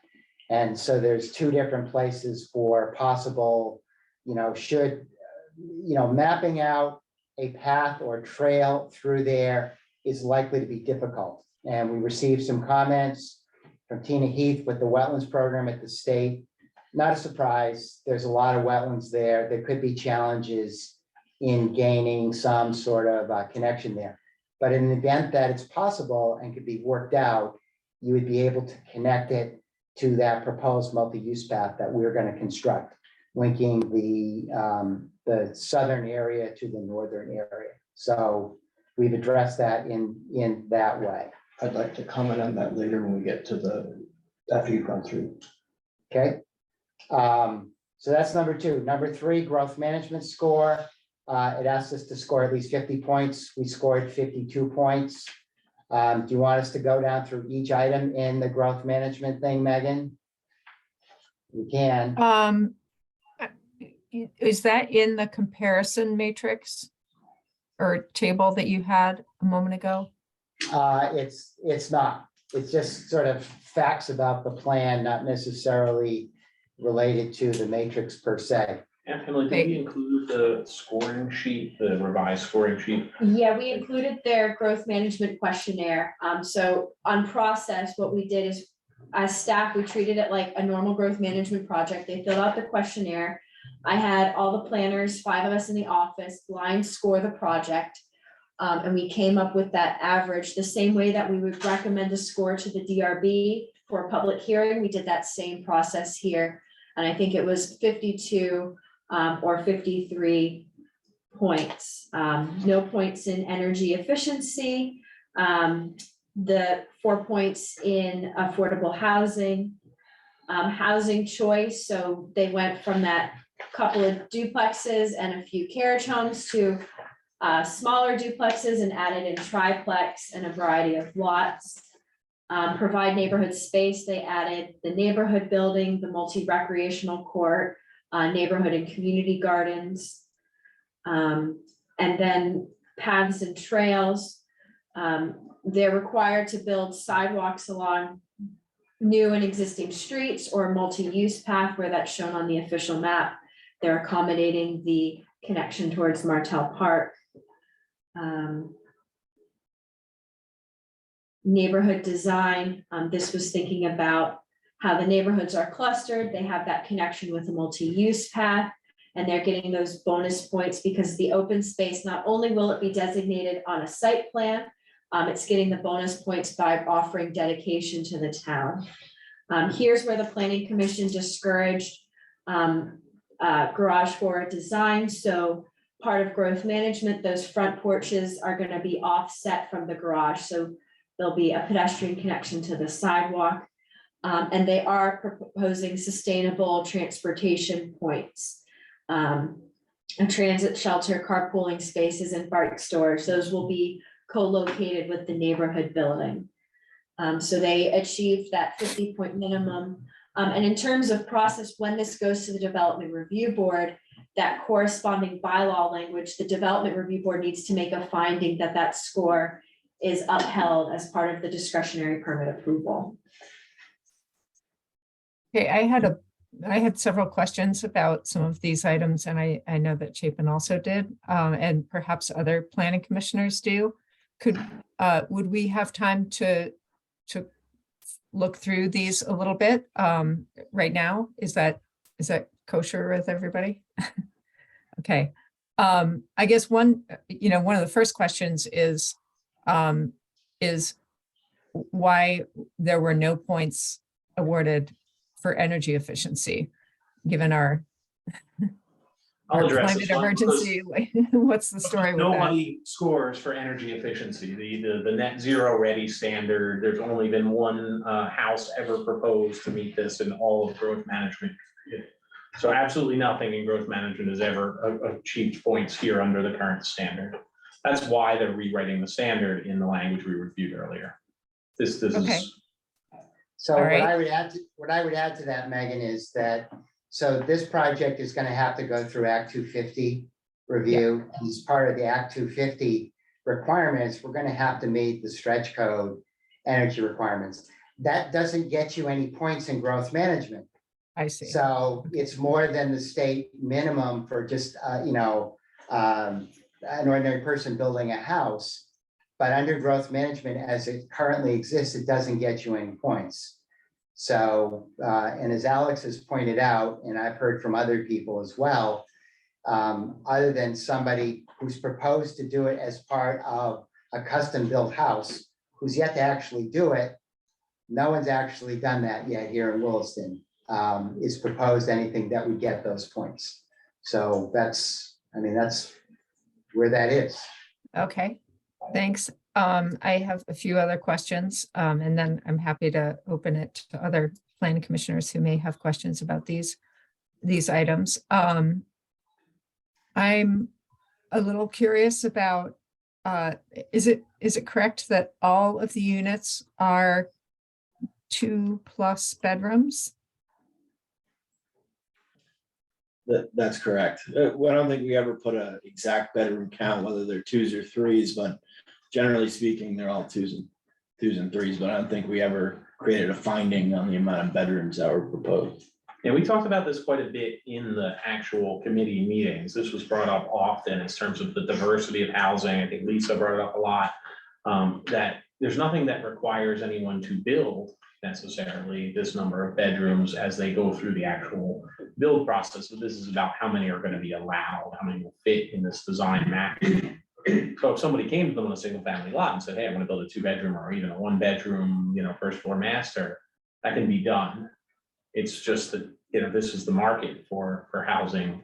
They don't want to restrict themselves to, 1-bedroom units, if that's what your concern is. Yeah, I guess, my concern was, I think I got the two-bedroom item actually from the site plan or the map rather than from the words here. And so I don't know if we can find that somewhere I think it was in the key where you talked about the different kinds of houses. Maybe not, I'm not seeing it, but in any case, I would just continue to push for a diversity of housing configurations, because we know that the fastest growing households are single person households, and we need to accommodate all kinds of households and families and single folks too. And so I just want to make sure that that's kind of expressed as a desire, and also kind of thinking ahead to the fact that our population is quite elderly and it's only getting older, that's an important component of the housing mix. I also had questions about, and if this is too far in the weeds, it's totally fine. I'm just curious, like what is in this neighborhood building? And also if there is a playground, because I couldn't actually see anything that looked like a playground. And so maybe you can just give me a really quick answer on those questions. So we never got into specifics of what would be housed within the neighborhood building. We did call it out as a 1,200 square foot building. It has an Okay. adjacent parking lot next to it. It's right on the public road, likely would have water sewer connections, but we never called out any floor plans or any specific use other than being, generally speaking, a community center. We did call out recreational courts that are shown kind of in between the southern and northern developments, and we did call out community gardens, but we never got more specific than general terms for those community facilities. Yeah, and I'll remind the planning commission of something that the committee often had to remind itself of, which is that this will still go to the DRB. So things like the placement of the parking lot Sure. has been something that came up often in public comment. And so really that'll get sort of adjudicated in the, that's probably the wrong word to use, but that we dealt with in the DRB process. Right, the detail was provided with the, with what would be expected during the growth management process, which is obviously a Sure. pre-app, not a discretionary. So that's the That's- level. we took. Okay, that's fine. Thank you. I am also confused by the last, one of the later points on transportation amenities. I couldn't figure out where the 5-person transit shelter was, or if that building counts as it. And I couldn't identify where the 10 secure bicycle storage spaces were. And I also didn't understand why there would be 10 secure bicycle storage spaces as a transportation amenity in this area when there is no current bus service. I guess, could you just clarify why you're getting points on this when I don't see these as particularly helpful at the moment? Well, the short answer to the last part of your question, Megan, is because that's what the bylaw says. So, that's what we have to work with. And so we were told that we had to gain a minimum score under growth management. We're given a questionnaire. The questionnaire has criteria for how you score points. So that's what we have to respond to. And, that's what's there, as imperfect as it might be. It's what we have today. So. And the transit shelter is not proposed with the community facility. It's just not shown currently on the plans, whether it makes sense to be on Mountain View Road, likely rather than Old Stage, but that level of detail, again, it didn't get there, but we are required to provide a shelter for at least 5 people. Yeah, and that's why I had the applicant add these notations on the side. So when it does go from pre-application to discretionary permit with the development review, we have those cue cards there, figure out where the transit shelter goes. And there's flexibility within the specific plan approval that when it gets to the DRB, say they don't want to do the bike storage lockers, they want to do one of the other sustainable transportation elements. As long as this growth management score meets the criteria of being 50 points or higher, they can work within these standards. The DRB just needs to make that finding that it's 50 points. So there's some wiggle room there within the criteria as it goes from this sketch plan to that final discretionary approval. Okay, I was just concerned because it looked like there were 6 points, is that correct, for the transportation amenities? And yet there was very little clarity on why those would be helpful or where they would be located. They seemed very sort of abstract and not really worth 6 points in my mind. And given that would put them under 50, that's where my concern lies. So, I realize that we don't currently have bus service in the village anymore. And so it's hard to make a case for why you would have a shelter or bike lockers out on Mountain View or on Old Stage Road. But I just want to register that concern right now as one among several with the scoring. Yeah, I will, just keep in mind, we gave them the charge, asking them to put in here, if the northern cul-de-sac became a street connection to Mountain View Road, this area would be a good place to provide publicly accessible, sustainable transportation amenities. That's language from us on the planning commission to them in the charge. So Right, if we there weren't might- convinced that was to be the case, I would suggest maybe we should have modified the charge. Or there could be alternatives, which Chapin may want to speak to in a moment, but I also see that Shayla's hand's up and I would like to turn the floor over to her. I want to go back to affordable housing, it can get repetitive and boring. So I just wanted to ask if the committee did think about any of the ideas put forward by the group that has presented now to us and to the select board on adults living with developmental disabilities, or had they reached out to the Shannon County Housing Authority or another affordable, like I'm going to call it the deeply affordable housing provider, to talk about whether or not that was feasible on this property? We did not.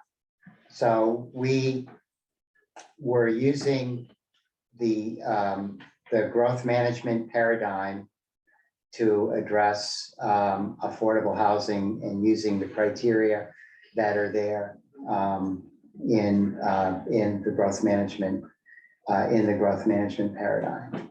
So we're pledging 10% of the units that would be professionally affordable at 100% of the area median income. Sorry, yes, thank you. I do see that. I'm just curious why you didn't reach out to those other groups. I don't know that it came up as part of the conversations we had with the committee. So,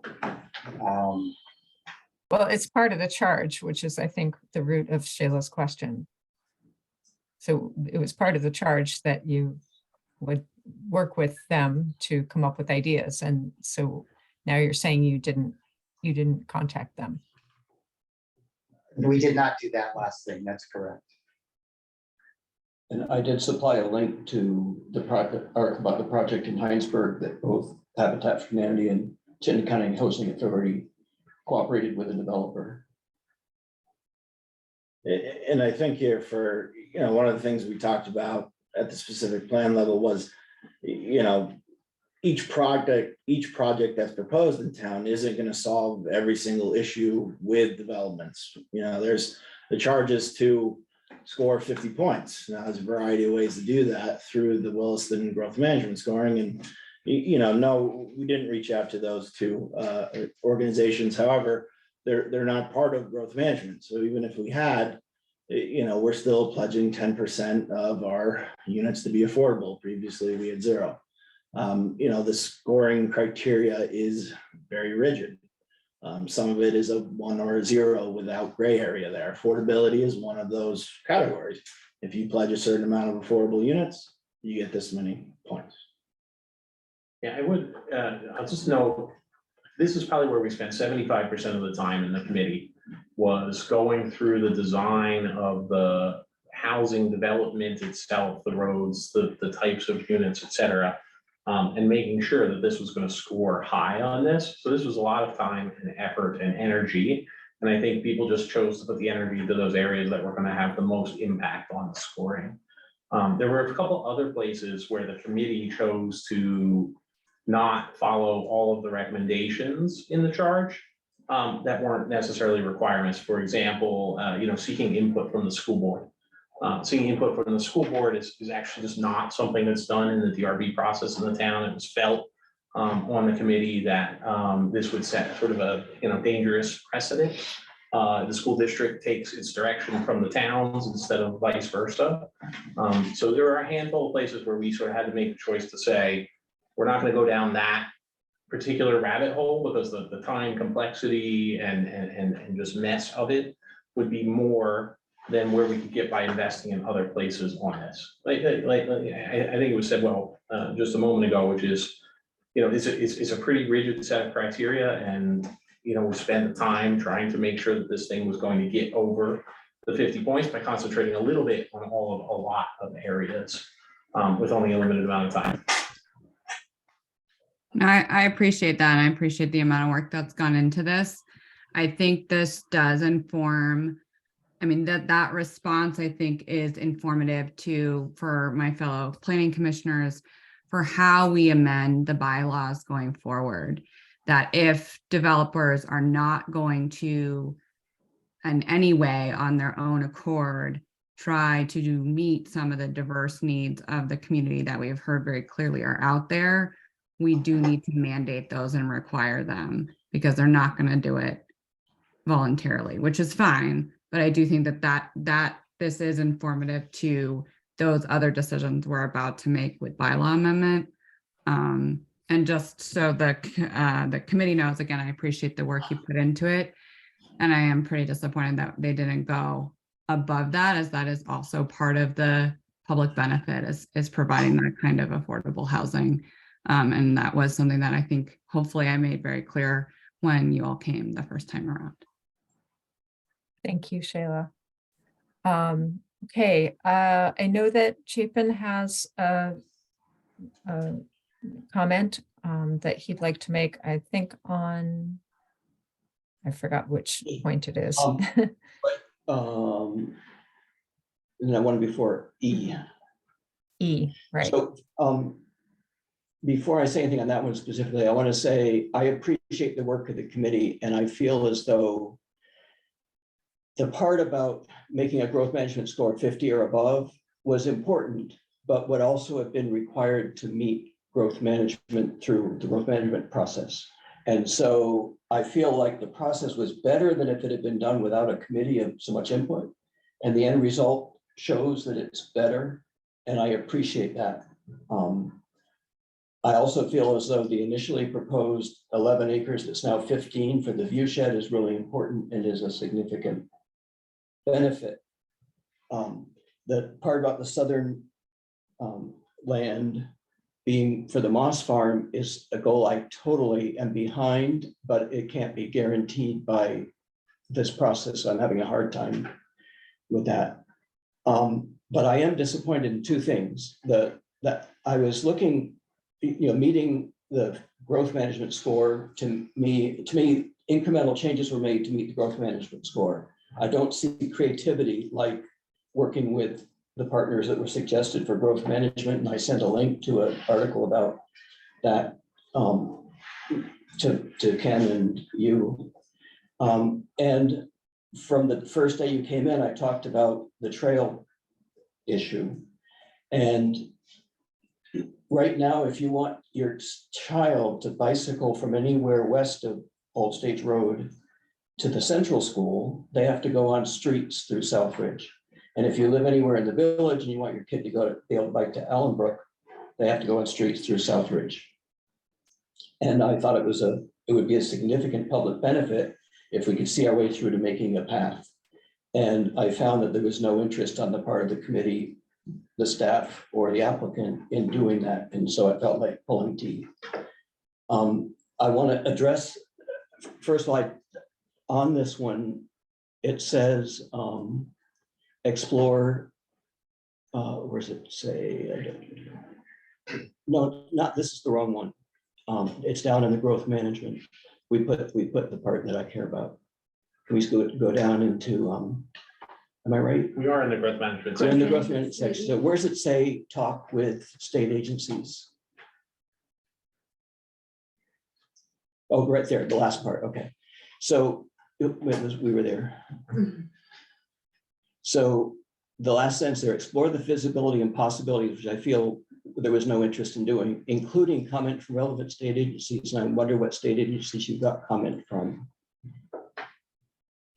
So we reached out, I think it was mentioned, we reached out to Tina Heath from the Vermont Wetlands Program. She provided a fairly lengthy response, general about building trails and path through wetlands, and then also this project specifically. And it's included in the packet, but given the current proposal, she didn't feel that building a path through that large class 2 wetland, approximately 1,000 feet, if you went direct to the strip of land owned by the town north of Northridge from our cross-country rec path, would be a feasible thing for whether we took it up as part of this proposal, or if the town, if the land was dedicated to the town in the future, if they took the endeavor along. But she looked at that sort of connection as more of a town-wide perspective, not just this project. There's many other ways to make that northeast connection, and wetland rules are always about minimizing wetland impacts. So if there's a way to make that connection in a different way, that's what they're going to support. And ultimately, we did There are, and I supplied a map of an area that I explored that would do it. So there was no specific route. Does that map cross wetlands? No. It doesn't even delineate it. No, The whole but- east side. But I walked it based on the plant types. Anyway, I just feel like there was no interest in pursuing what was asked for in the charge about this connection. And I want to point out that there's the map that I supplied.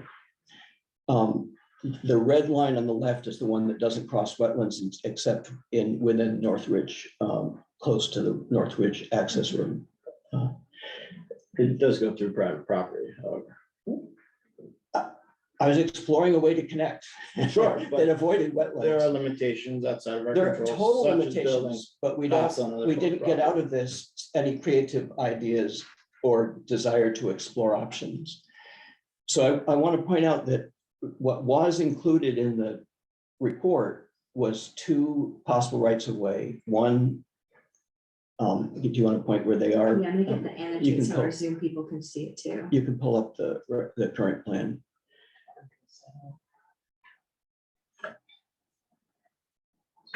Oh, the You can full pull site up- plan? You can pull up the current plan, yeah. Okay. Because going with the current plan in the text is proposed a movable right-of-way connecting to the path that goes between the 2 roads.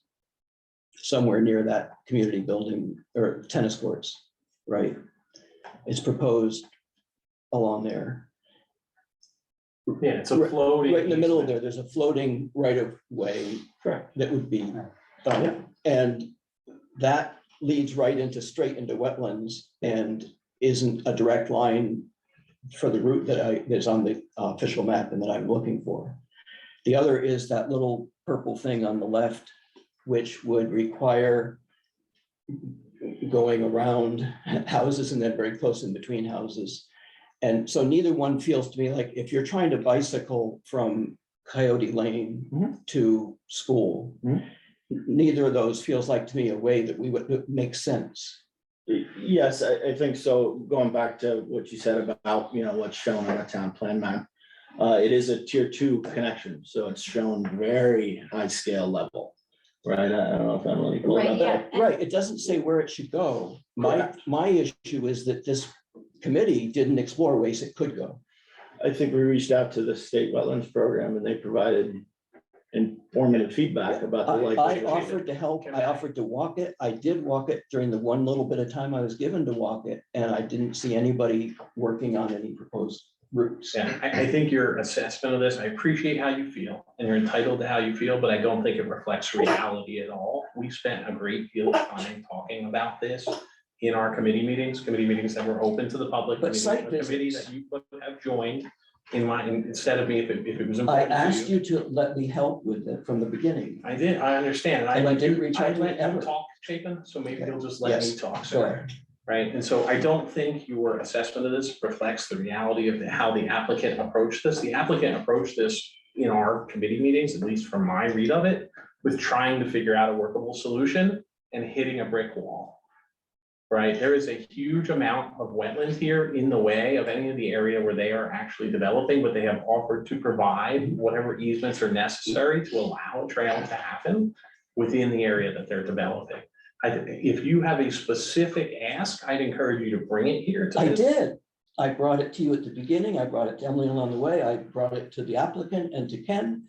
And the only time I was given to even look at it myself was during the hayride.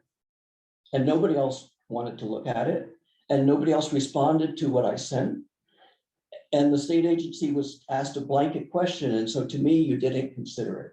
You talked about it, you took it, you knew there were wetlands, and so you said, oh, forget it. Yeah. And to me, the I difference don't think you is, would be happy with anything except the plan that says we're gonna put a No. two path, we're not required to No. in here. my request was to examine the options. And I feel like the committee examined the options, and the fact that we came back and said there isn't a good one is just not acceptable to you. Right, And because you didn't like I said, examine the you're options on the ground. You're entitled to how you feel about this treatment, but it does not reflect the reality So- on the ground. Okay, so I want to go back to the bottom line. Because I've made my point, and with respect, I just feel like it was not acknowledged, the request was not acknowledged by the committee. The point to me is that the view shed is a significant thing, and it was there from the beginning, and it was a really good idea. My reason why I didn't vote to proceed with the next level, and I was very clear about this, was that I felt that by itself, the view shed wasn't significant enough to balance adding 100 homes in advance of when they would have been added with growth management, because the town has cared about growth management. So to me, it was just a question of, and I thought, I was hoping there'd be something else like a significant affordable housing effort or a significant effort on the path that would let me say there's enough public benefit that it would balance the getting rid of. And so I'm at the place where we have a wonderful plan in many ways that I would like to see go through growth management. Because without more benefit to the public, I can't support this. So I think it would be Could I'd helpful. like to respond. Sure, if you wouldn't mind, Ken, I would like to provide some context to the work that the applicant and the committee did and that I did in part of reviewing this section of the charge. So backing out, the purpose of specific plan is to provide what the bylaw defines as a substantial benefit. And there's 5 options, and the applicant has chosen open space. And they're proposing 53 acres in these 2 areas as the open space substantial benefit. Where the multi-use path and the official map comes into play is in bylaw compliance. So you can only get your specific plan if you provide the substantial benefit, and the benefit is not merely complying with the bylaw. And part of the expectation is that you comply with all the other standards of the bylaw. So the committee is framing this, and how do we get this approved with as few amendments to the bylaws and as little variance as possible? Our bylaw has 2 main chapters, chapter 13 and 15 for access and on-site infrastructure. And when I reviewed those chapters, our bylaw requires sidewalks along existing and proposed streets in new development. The DRB has very few waivers for industrial or very rural development.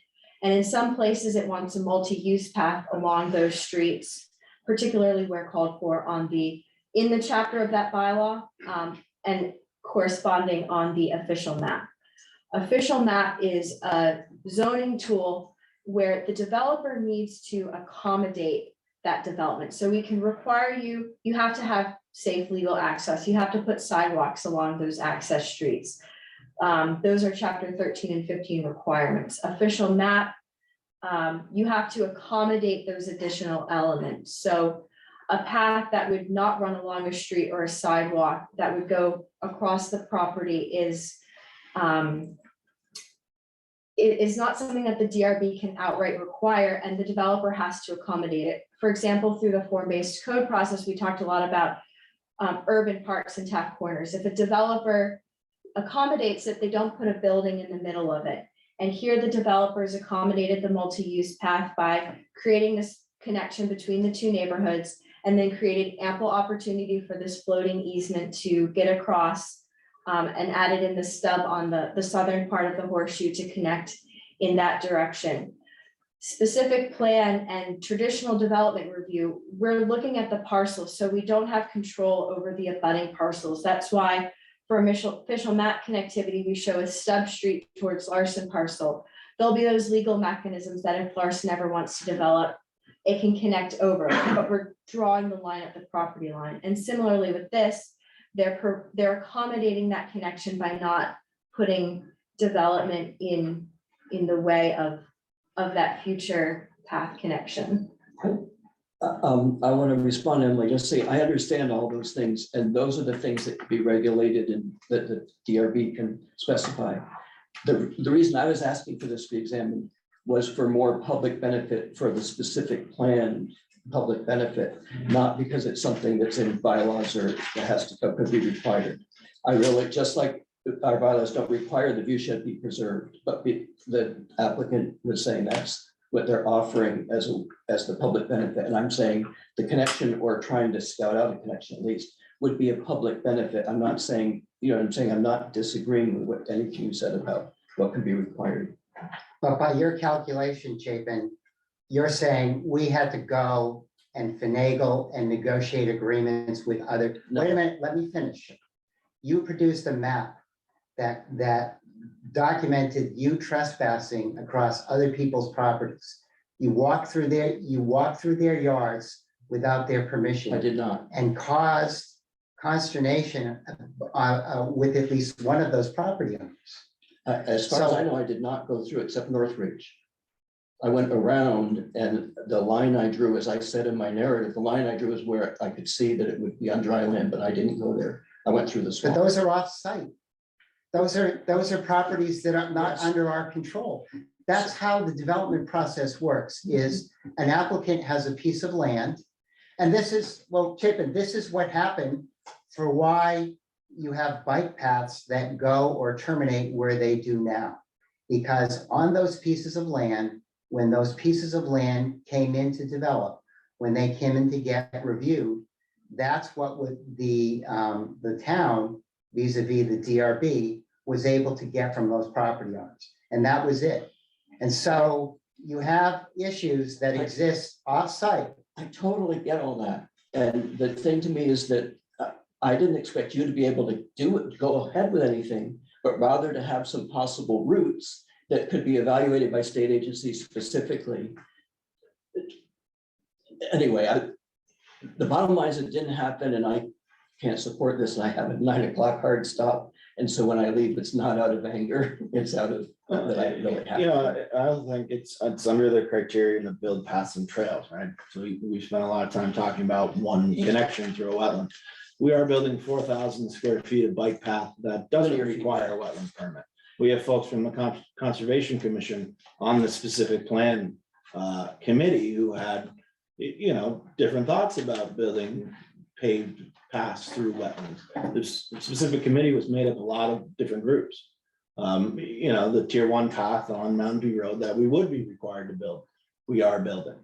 Sidewalks on both sides of the street throughout both developments. I get all that, and and that, to me, most of that, or if not all of that, would have happened through the DRB process through growth management.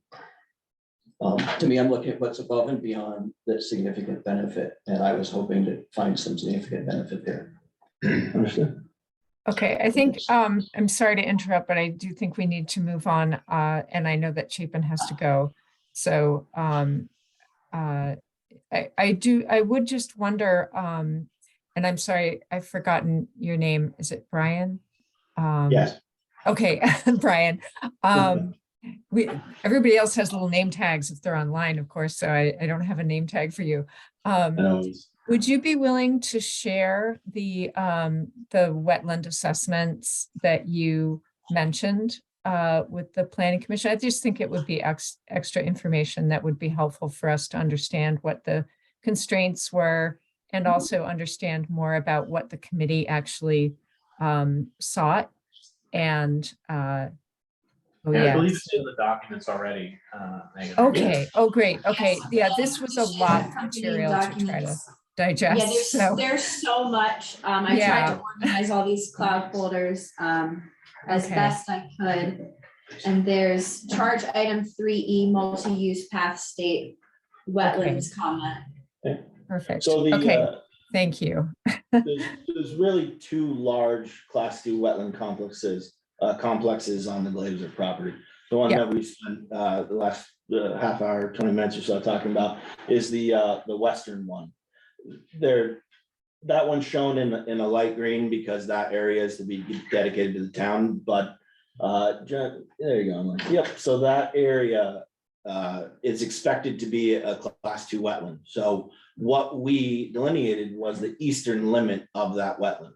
Might there be small high areas throughout? The contours don't really show it, but generally speaking, that's a class 2 wetland. Having been the engineer on Northridge, I know the eastern side of Northridge is also a class 2 wetland connecting with this large, likely 50-acre class 2 wetland, mostly wooded. In this end of town, if something wasn't mowed, it was either rock or ledge. So that area being, forested area is indicative of a large class 2 wetland.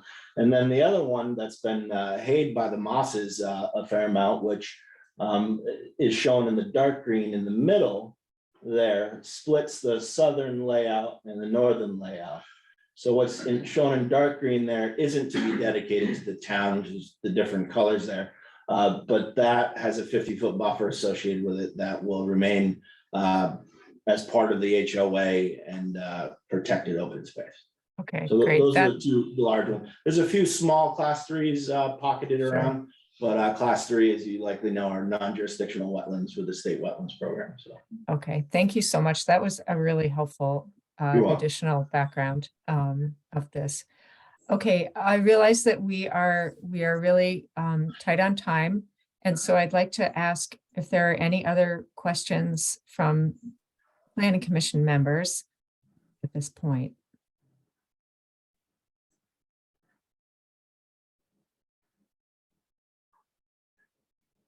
Okay, Ellie, Jill, you all.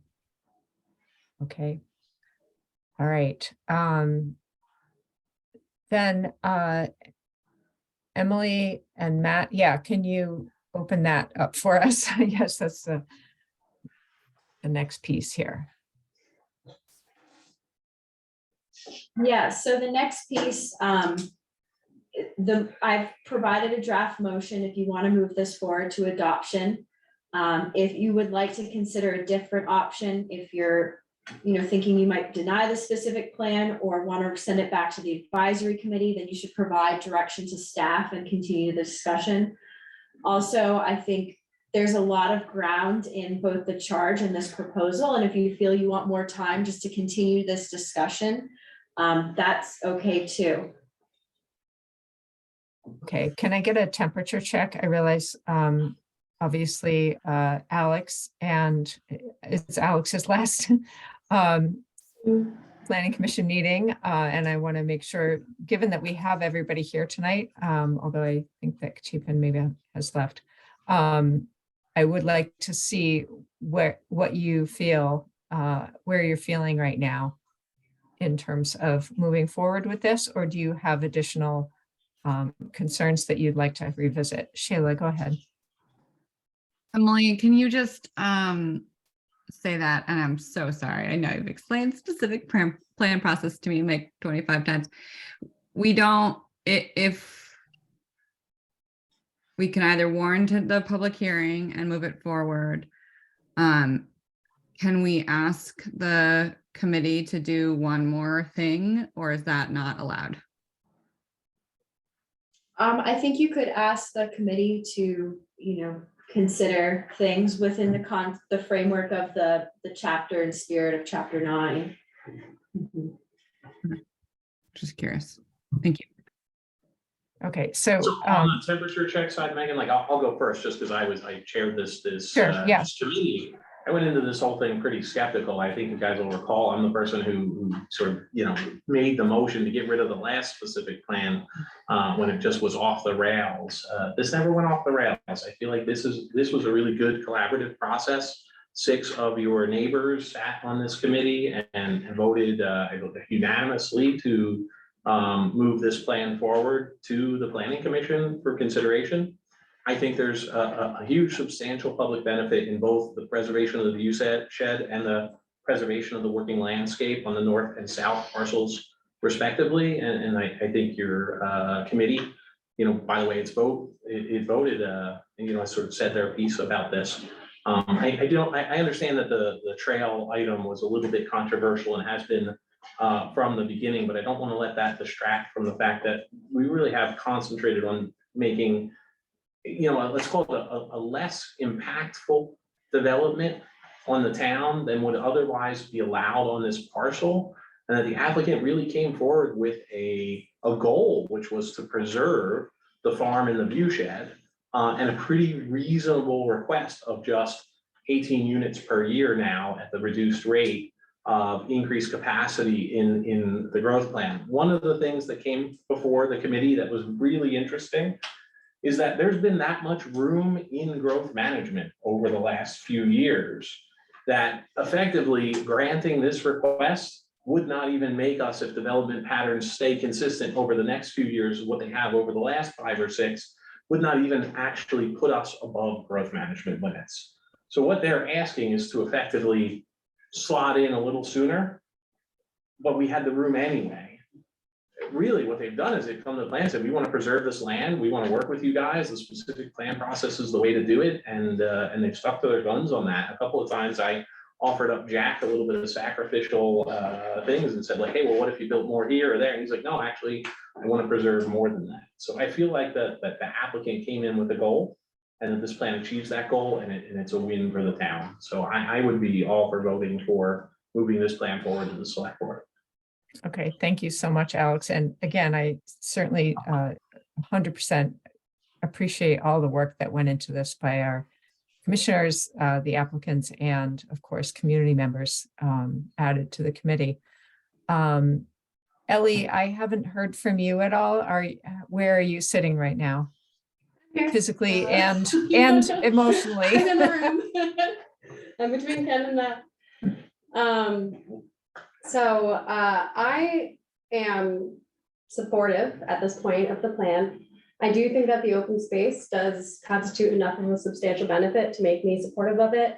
I think the difference between this plan and what we saw in January is significant. I see all of our requests, I see that we tried to put them in there. I'm sure I recognize all the work that the committee did. So, I think I said this before in my voice of support, I don't want perfect to get in the way of good. And I agree that this is a better plan than what would happen under traditional means. So that's okay. My temperature check. Though did we get through the entire, charge and I'm not sure if we finished that discussion or if we kind of got derailed on the conversation. So I'd be happy to continue the conversation to get through it. But if we don't feel we need to, I would also be okay to. There's several more items in the charge, but a lot of them are kind of iterative on, the overall site plan and growth management. We did get comment from Public Works and Fire, and their comments are addressed by the existing bylaw and by not having more than 40 units on a dead end. I think the committee has provided some good, side conversation recommendations on the future of Windswept Farm, the future of the open space, so that if this goes forward to the select board, they can approve the specific plan and then have a roadmap for moving forward in a way that upholds that specific plan. And the chapter 39 language says that this is a substantial benefit for preserving view shed, working landscape, and conservation areas. And that goal is carried through in how the committee and I framed that bylaw language. Okay, that's super helpful. Jill, I haven't heard from you at all, and I wonder if you'd be willing to give us a quick check-in on this. Yeah, I guess I'm a little conflicted with, sort of this overall workaround, and that we really did want it to be substantial. I think it's a valuable piece of land. I think the view shed was there. I think it seems inevitable that it would be developed. So is this better than whatever possibility could otherwise come? I don't know. I can't answer that, but I'm with Chapin a little bit around, I feel like the efforting and creativity around some of these like niche things that are important didn't seem to be pursued because there was the goal of the 50 and there was easier, faster ways to meet that. So I think I'm conflicted. I see kind of both sides of it. And I guess that's where I'm at right now. Okay, thank you. And I really appreciate you playing catch up with this whole issue too, because I know that you were on your leave in the Thanks. first round of all these. So, okay. And then Kate, can you share your thoughts with us? Yeah. I'm sort of with Jill and Chapin. I'm just not sure if the view is enough of a substantial benefit for the town. It looks like a great plan, but like Jill said, I don't know if it's any better than what we may get under growth management. It's going to put them in quicker, which will have impacts, and which a number of members of the public mentioned in our previous meetings on this. They're talking about Allenbrook School needing temporary classrooms already. So maybe that's just not, quicker. It is not a not a benefit. And I'm just not sure whether the view is. I think the path connecting, like Chapin said, for school access would have been, but I understand that was not the actual, what they chose. I'm just not sure if the view shed is enough. Okay, thank you all for your thoughtful comments. Emily, given the slight ambivalence here, I'm going to suggest that we perhaps continue to, I'm sorry, Sheila, did you have something additional to say? Go ahead. Sorry, no, I just wanted to, I know I've talked a lot, so totally fine. I think where I am overall is feeling frustrated with our specifications around specific plan and the scoring and the rules that we have, and less with what the committee did. I am disappointed that they didn't do some of the things we asked around the more creative and proactive pieces that would benefit the community as a whole. But that makes me feel very strongly that we do need to take those into consideration and make them law in our bylaws, so that they are adhered to going forward. And so that's, I think, less.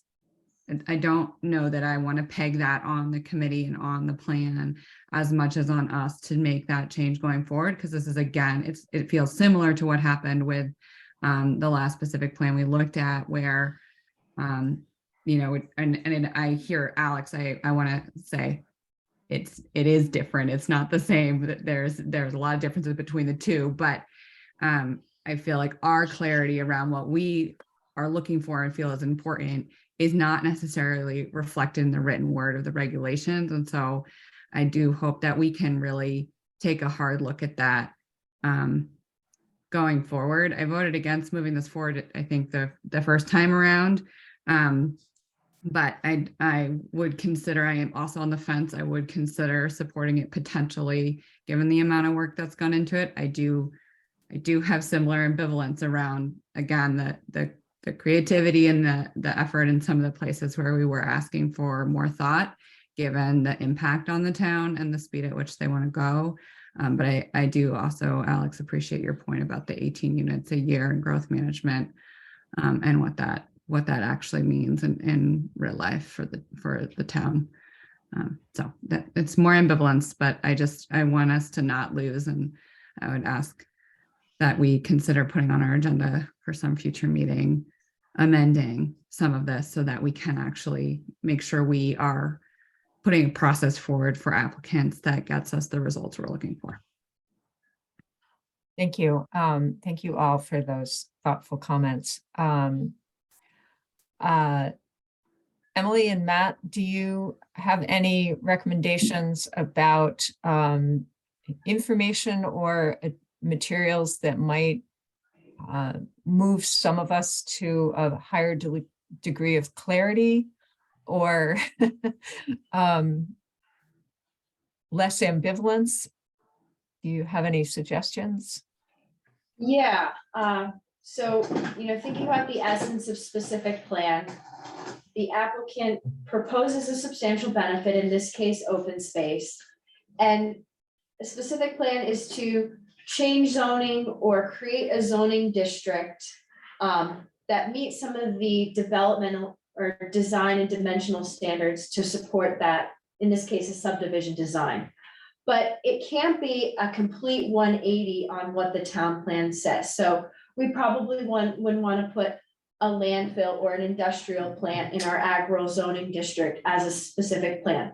But we're putting a residential subdivision in a residential zoning district. So the only change that's being made to the town plan is just recognizing that this view, where it was listed as an unprotected view shed, is now being listed as a protected view shed. So we're not changing any of the substantive nature of what the overall goals of the town plan are. And one of the committee members, when I showed the bylaw audit table, this is where I took every single chapter of the bylaw, ran it through like I was doing a development review board hearing project, and looked at where it complies. All these grayed out chapters are where it complies. And there's 3 main chapters that we're changing.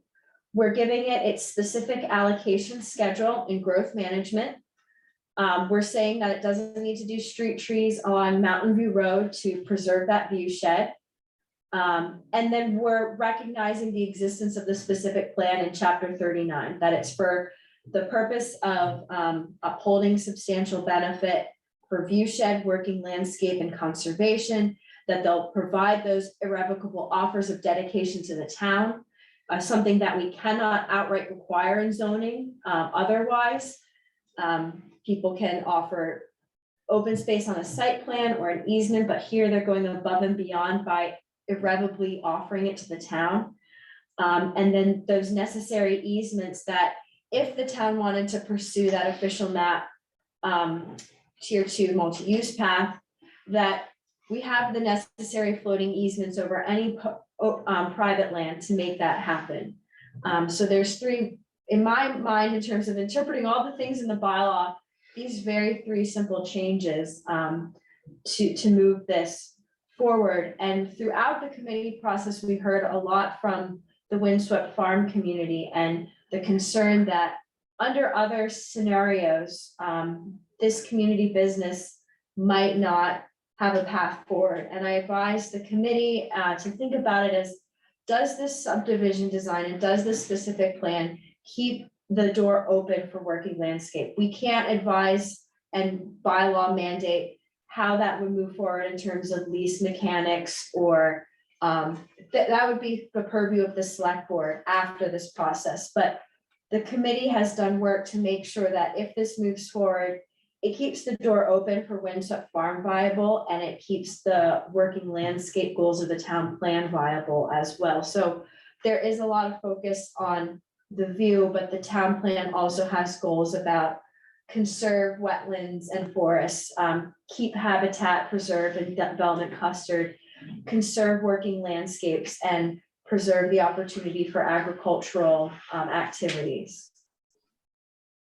Okay, that's super helpful. I feel like I am ready to go ahead and call the vote. If the planning commissioners will indulge me on that. And I realize that it's a tricky moment. I am in that boat myself, but I do feel like we need to come to some level of clarity at the end of tonight. And so I would like to hold a vote. Is this the motion? So then so that we make this motion and then each of us would vote yes or no. Yes, and this motion would tell us, staff, engage legal counsel, do your legal review, and then warn a public hearing. So you would still have another meeting where you would be voting on town plan and bylaw amendments. I see. Great. That's super helpful to know. Okay, so as authorized by WDB 9.41, 9.4, I, Megan Cope, move that the Williston Planning Commission authorize staff following the completion of legal review to warn public hearings for SB 2301, Glazer specific plan, town plan, and bylaw amendments. Do I have a second? I'll second. Thank you, Alex. All in favor, please raise your hand or say aye. Aye.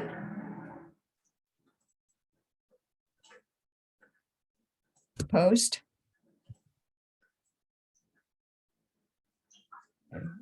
And abstained? Okay, I hope somebody got the count because I can't see everyone. It was Can 4-2. 4-2? Okay. Okay, thank you. So we will move ahead to this next step. And we will engage with the legal review and the public hearings. And I appreciate, again, everyone's work and thoughtful engagement with this process. Matt and Emily, do you want to finish us off here for tonight? So I don't have much to say except to express great appreciation for the staff. Emily has really taken the lead on all of this, has done an exemplary job with it. Alex, really appreciate your work chairing this and your work throughout the time on the Planning Commission. For both of them, and Alex sort of has demonstrated this a couple times, running good process is hard. It's critical to taking on difficult decisions. It's critical to municipalities and citizen decision makers making good decisions. And both of you in your work here have done an exemplary job around that, and I appreciate it very much. To the Planning Commission, you have more discussion ahead of you. A hearing on the bylaw and plan amendments is a hearing that you're going to look at a draft and you're going to decide what, if anything, to send forward to the select.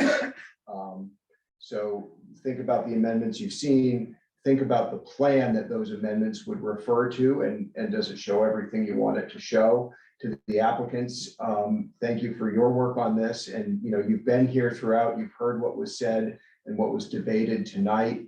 If there are things that you would like to bring to the table or discuss as part of the hearing process, that's part of that process. So this is a decision to take another step forward. There are several of those more to come if this is to go over the finish line, and appreciate the efforts there as well.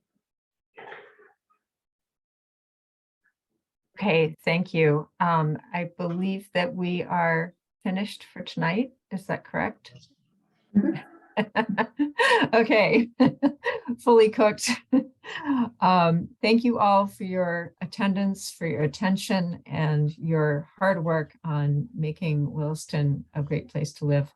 And I wish you all the best, and we'll see you in 2 weeks. Thank you. Thank you. Good night, everybody. Bye.